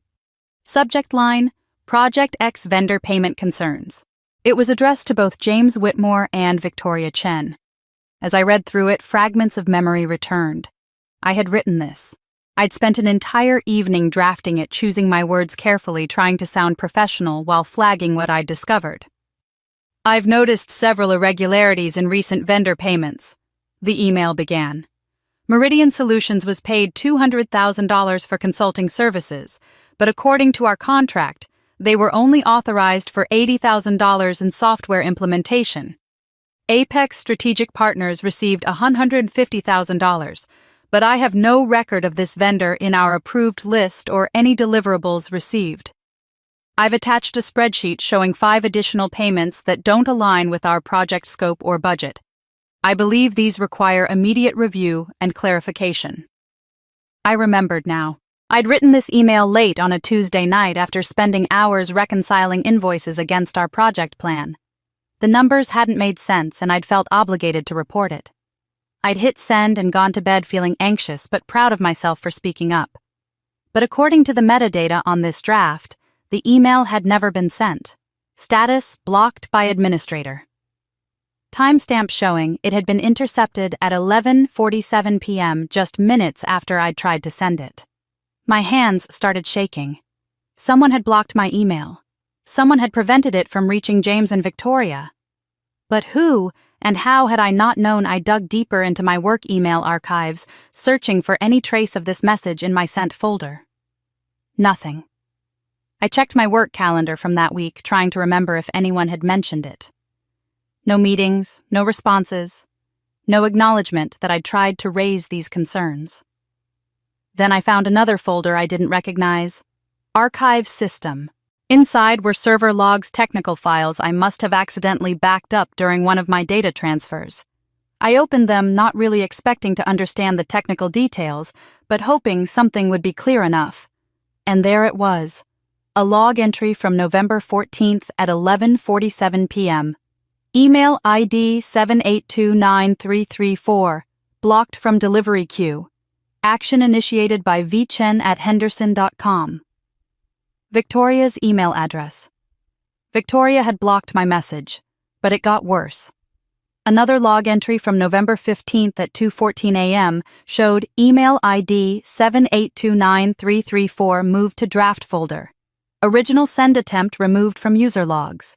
Action initiated by vchen@henderson.com. Someone using Victoria's credentials had not only blocked my email, but had gone in hours later and tried to erase any evidence that I'd attempted to send it. They'd moved it to a draft folder, deleted it from my send logs, tried to make it look like I'd never finished writing it. It was a digital cover-up, and it had my sister's electronic fingerprints all over it. I sat back from my laptop, my heart racing. This wasn't just about questionable vendor payments anymore. This was evidence of deliberate obstruction. Someone had actively prevented me from reporting concerns, then tried to hide that they'd done it. Whether Victoria had done this herself or someone else had used her login, it proved the chairman's suspicions were right. This was bigger than family drama or workplace conflict. This was fraud, and there was a cover-up. I was about to call Helen when my personal email pinged with a new message. The sender was an address I recognized: Frank Morrison@henderson.com. Frank Morrison was a senior accountant in the finance department, a quiet man in his early 60s who'd been with the company for 30 years. I'd worked with him occasionally on budget reconciliations, and he'd always been courteous but reserved. The subject line was blank. The message was brief. Sarah, I heard what happened at the wedding. I'm sorry. I've kept quiet for too long because I need this job to make it to retirement. But you deserve to know the truth. Check invoice 1187. Not what it seems. Be careful they're watching who asks questions. This email will delete itself from my sent folder in 1 hour. FF. FF. Frank Morrison. He was risking something to tell me this. I immediately opened my Project X files and searched for invoice 1187. It took me several minutes to find it because it wasn't in the main vendor folder. It was buried in a subfolder labeled Facilities Recurring. The invoice was from a company called Greenleaf Corporate Services. Description: Office plant maintenance and fresh floral arrangements, executive floor. Amount $500,000. $500,000 for flowers. I pulled up my browser and searched for Greenleaf Corporate Services. The first result was a bare-bones website with stock photos and vague language about corporate amenity solutions. No client list. No physical address beyond a P.O. box. No phone number, just a contact form. I searched the business registry database. Greenleaf Corporate Services had been registered 18 months ago in Delaware, a common choice for shell companies. The registered agent was a law firm that specialized in corporate formations. No officers listed. No annual reports filed. I sat back in my chair, my mouth dry. Invoice 1187 wasn't for office flowers. It was a $500,000 payment to a company that didn't exist. I immediately forwarded Frank's email and the invoice to the chairman along with my findings about Greenleaf Corporate Services. I typed quickly, my fingers flying over the keys, trying to capture everything before the nervous energy coursing through me could turn into full panic. Within 20 minutes, my phone rang. The chairman's voice was grave. "Sarah, thank you for this. I'm bringing in external auditors. This has gone beyond what internal HR can handle." He paused, and I heard papers rustling. "I need you to remain available to answer their questions. Can you do that?" "Yes, sir. Whatever you need." "Good. They'll be starting tomorrow morning." The forensic audit team arrived at Henderson & Associates headquarters at 8 o'clock the next morning. I wasn't supposed to be there. I was still on administrative leave, but the chairman had arranged a special access pass for me. I watched from the hallway as 3 people in dark suits walked past reception carrying laptops and banker's boxes full of equipment. They looked like what I imagined FBI agents might look like: serious, methodical, completely focused. The lead auditor was a woman in her 50s named Patricia Chen, no relation to Victoria, thankfully. She had steel gray hair cut in a sharp bob and eyes that seemed to catalog everything they saw. Her 2 associates, both younger men who introduced themselves as David and Marcus, moved with the same efficient precision. They commandeered Conference Room C on the 4th floor, and within an hour had transformed it into what looked like a war room. Laptops open, portable monitors set up, cables running everywhere, stacks of file boxes already accumulating against one wall. I provided them with everything I had: my project files, the suspicious invoices, the blocked email, the server logs, Frank's tip about invoice 1187. Patricia took notes in a leather portfolio, asking sharp questions that made it clear she'd done this many times before. "How many vendors would you estimate were involved in Project X?" she asked. "Approved vendors about 30, but I'm finding payments to companies I never authorized or even heard of. And your sister had signature authority on all payments over $50,000. "Yes, she and James both did. They were supposed to require dual authorization, but I'm seeing single signatures on most of these large payments."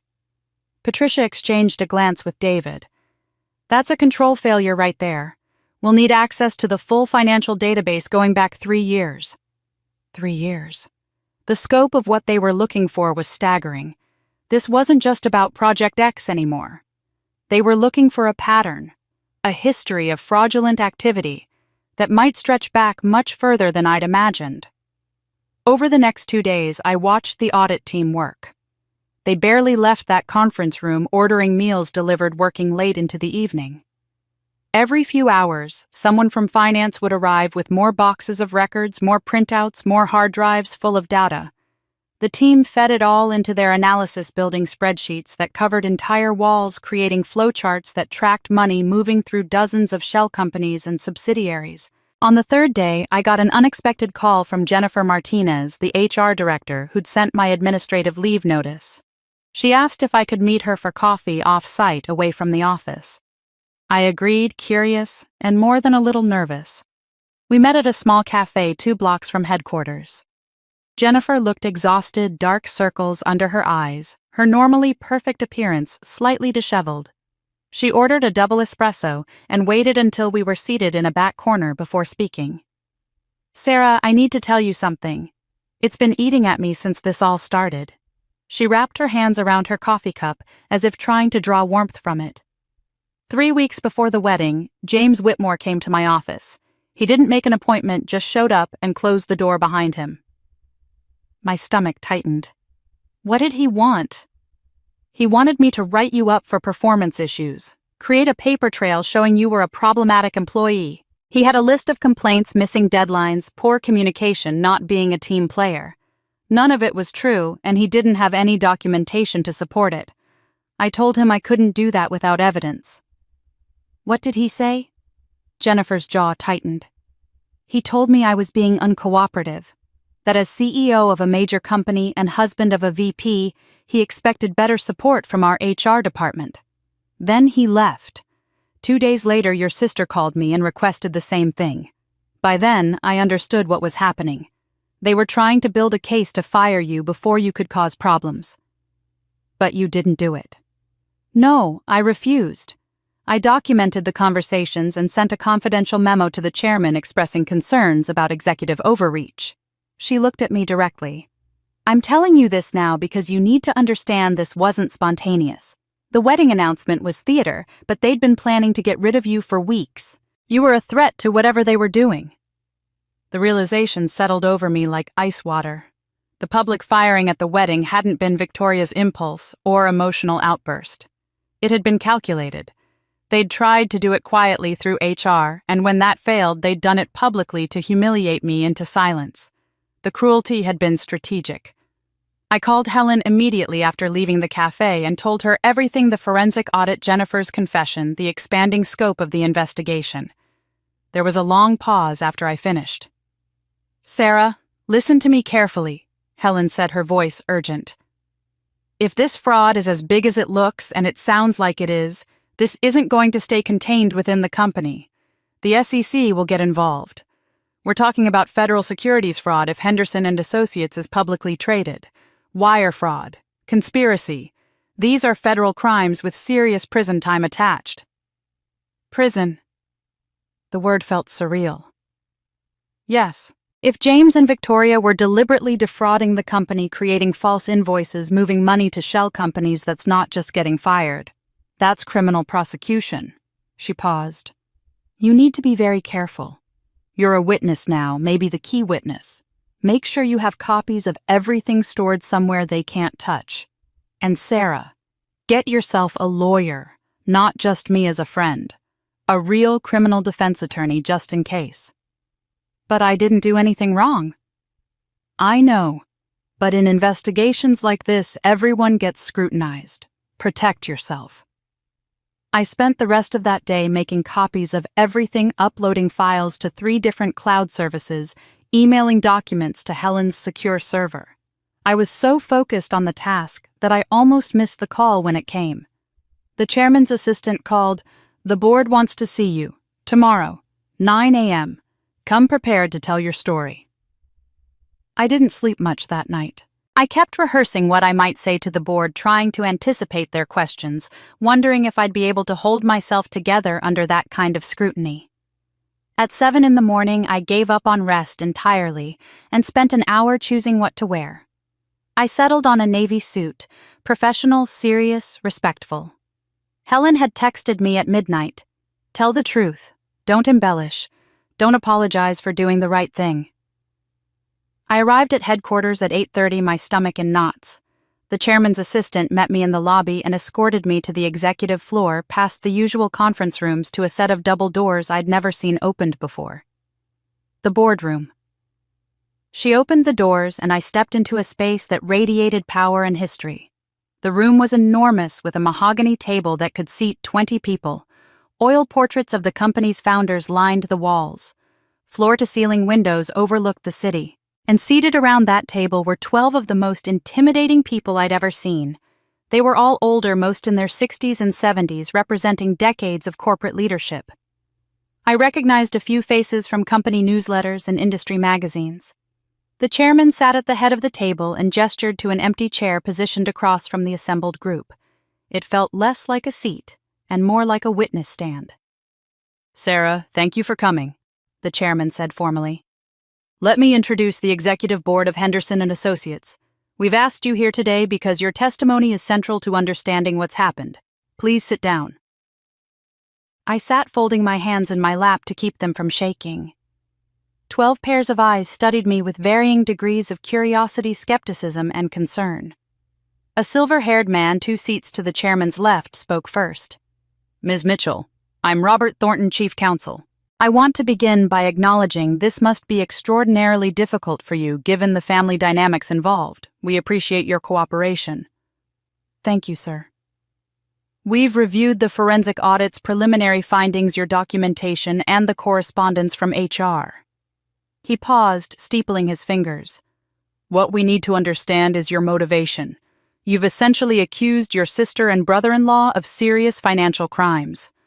That's not something anyone does lightly. My mouth went dry. No, sir, it's not.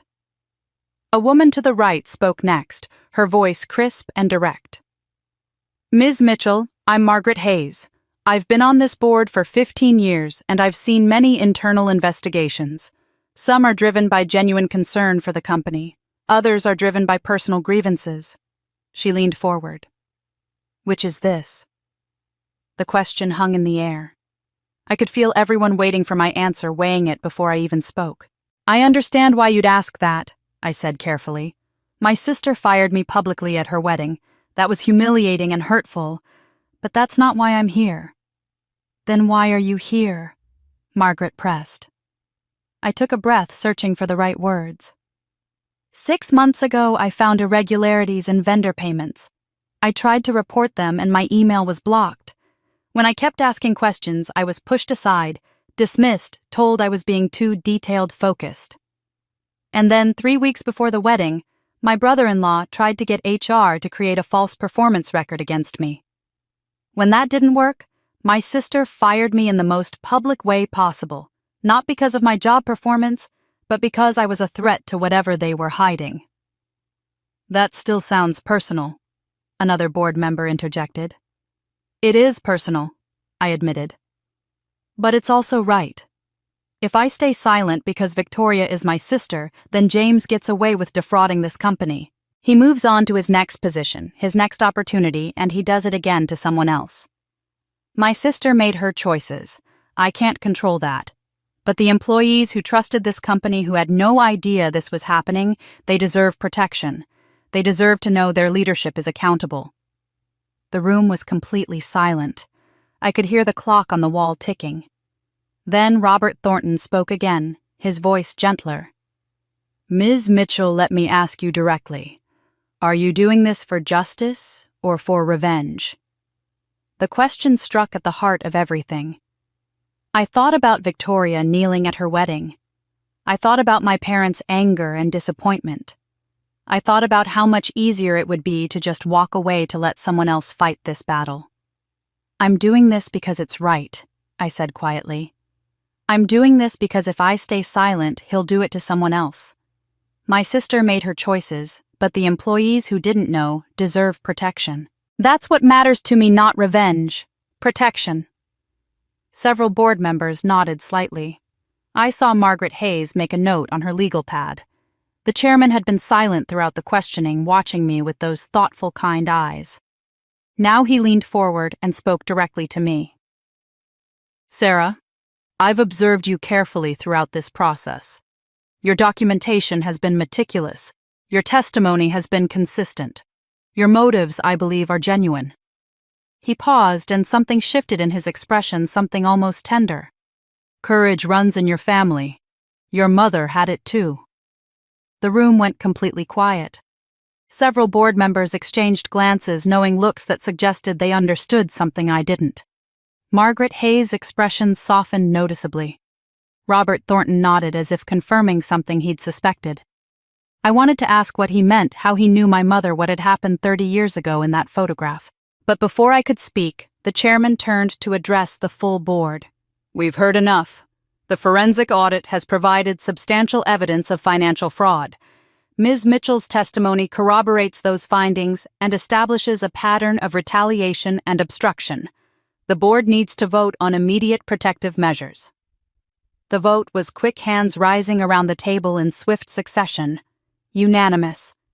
The chairman's voice was firm and final as he made the announcement that would change everything.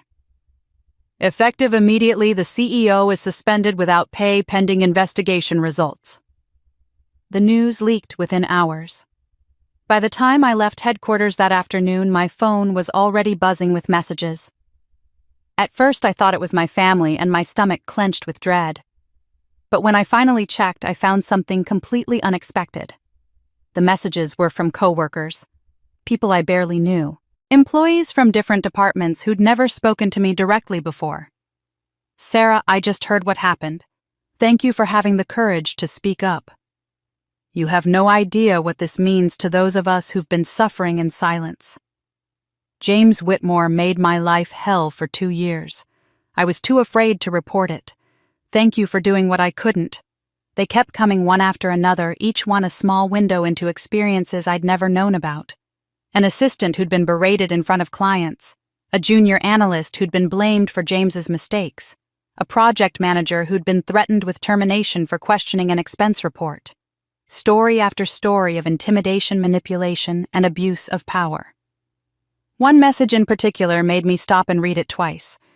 It was from a woman named Rebecca Chen in accounting, someone I'd worked with briefly on budget reviews. Sarah, 3 months ago, James cornered me in the parking garage and told me if I didn't approve certain invoices without question, he'd make sure I never worked in this industry again.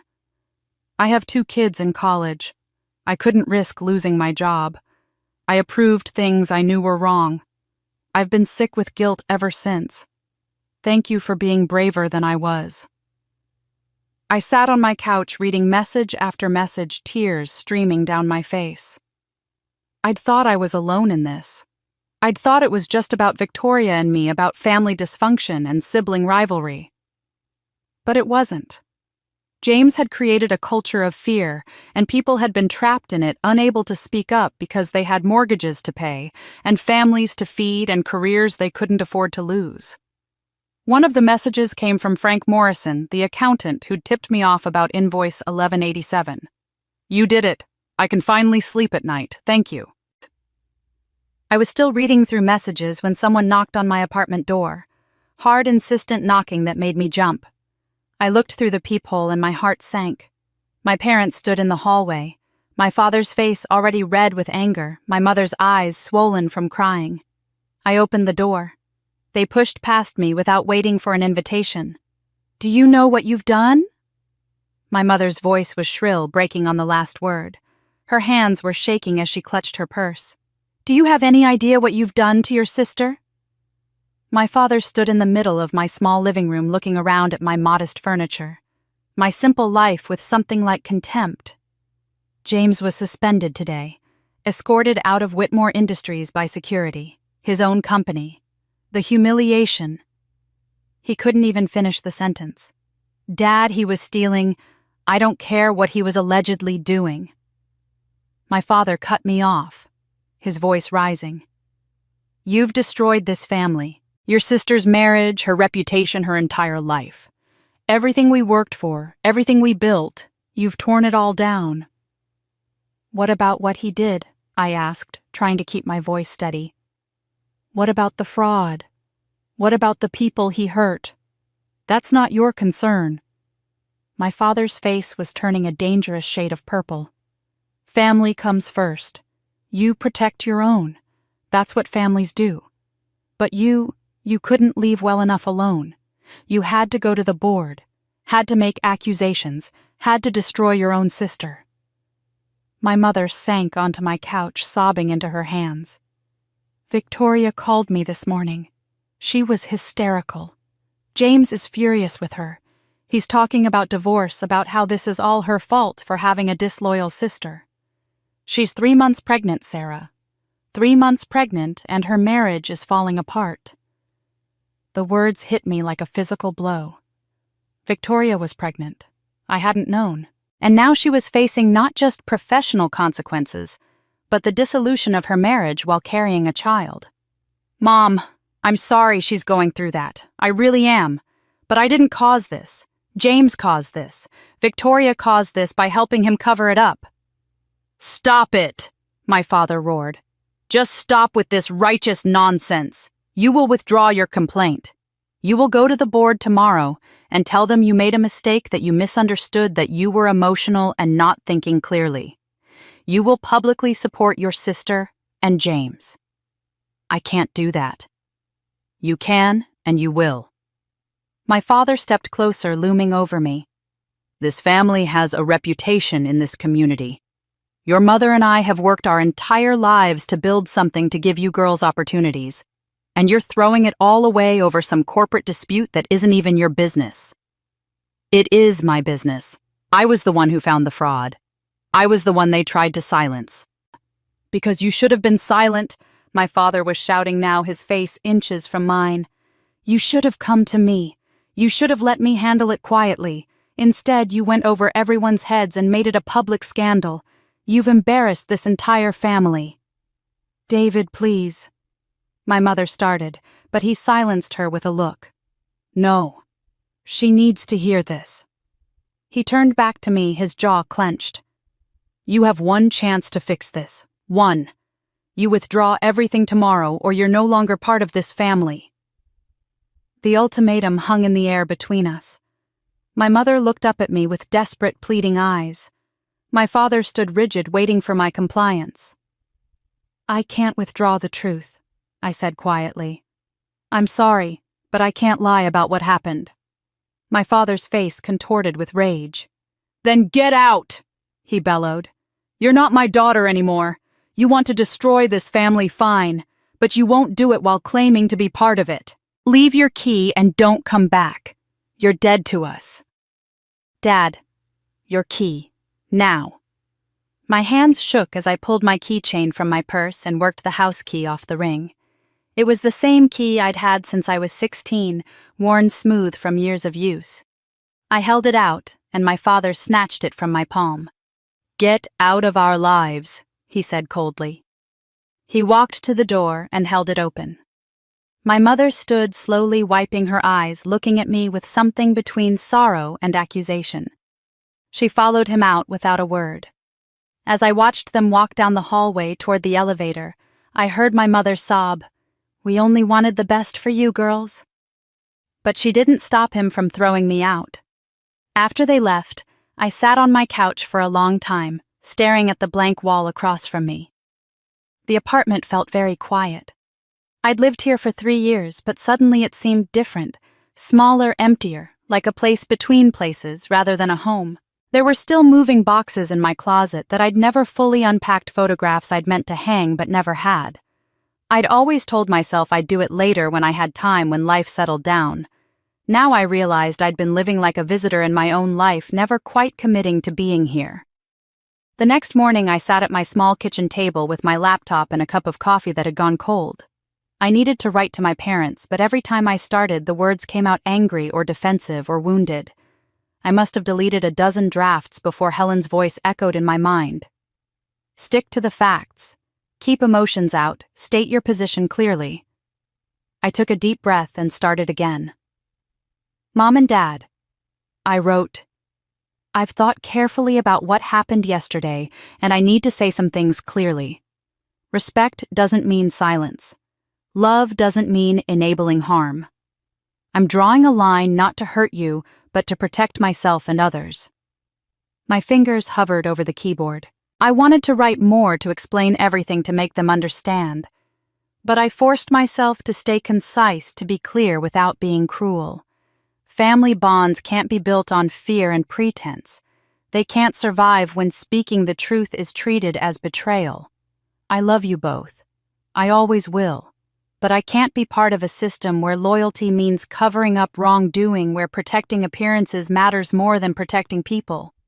I can't be part of this anymore until things change. I read it 3 times, removing any phrase that sounded accusatory, softening anything that felt like an attack. This wasn't about winning an argument. It was about drawing a boundary and standing behind it. I hope someday we can have a relationship built on honesty and mutual respect. Until then, I need distance to heal and to do what's right. I'm not angry with you. I'm just choosing a different path. With love, Sarah. I hit send before I could second-guess myself. Then I sat back and waited, watching my inbox as if a response might appear immediately. It didn't. Hours passed. Then a full day. Then 2 days. Nothing. The silence was its own kind of answer. On the 3rd day, I opened the family group chat, the one that had been buzzing nonstop after the wedding. There were 247 unread messages. I scrolled through them, watching the conversation evolve from shock to gossip to sides being chosen. Aunt Linda defending me, Uncle Robert saying I'd gone too far, cousins debating whether family loyalty trumped corporate ethics. My father had posted once, "Sarah is no longer part of this family. Please respect our decision." The messages after that were more muted, careful. People stopped addressing me directly. I'd become invisible, excommunicated. I clicked the settings menu and selected Leave Group. A confirmation box appeared. Are you sure you want to leave Mitchell Family Chat? I clicked yes. The screen went blank, and just like that, I was no longer connected to the digital representation of my family. It should have felt devastating. Instead, it felt like exhaling after holding my breath for too long.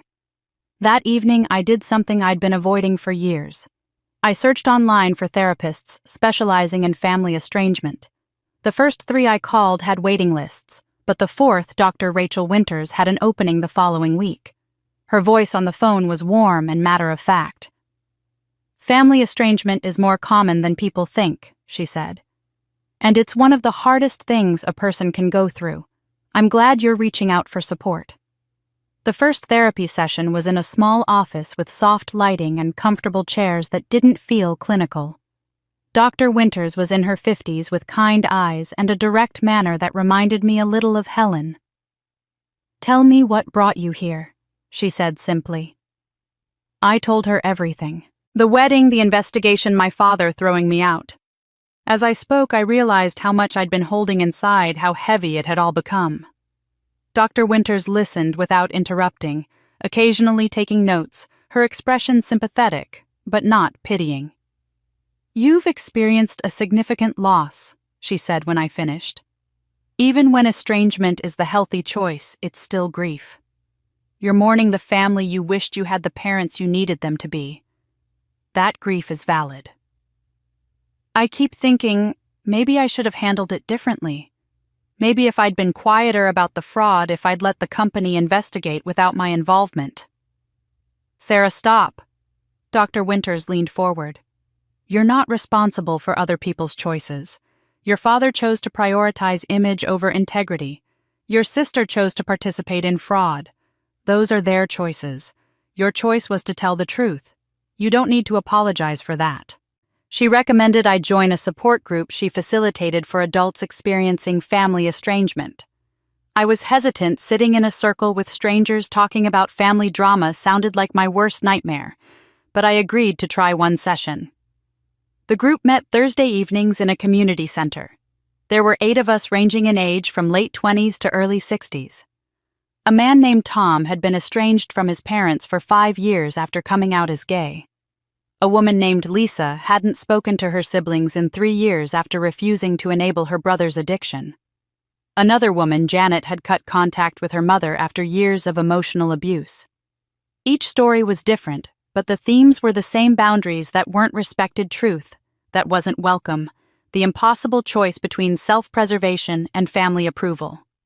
"The hardest part," Janet said during that first meeting, "is that the world doesn't understand. People say, 'But it's your mother,' or 'family is everything,' like that's supposed to override the harm they've caused. Nobody tells you it's okay to walk away from people who hurt you, even if they're blood relatives." Others nodded. I found myself nodding too. After the meeting, several people came up to me offering encouragement. "It gets easier," Lisa said. "Not easy, but easier. You learn to build chosen family instead of inherited family." I drove home that night feeling something I hadn't felt in weeks: hope. Not hope that my parents would change, but hope that I could survive this. That I could build a life without their approval. That choosing myself wasn't selfish, it was necessary. 3 days later, Mom's text arrived. "We cleared out your room. Your childhood things are in the garage. Come get them when we're not home." I stared at my mother's text for a long time, reading those cold, impersonal words over and over.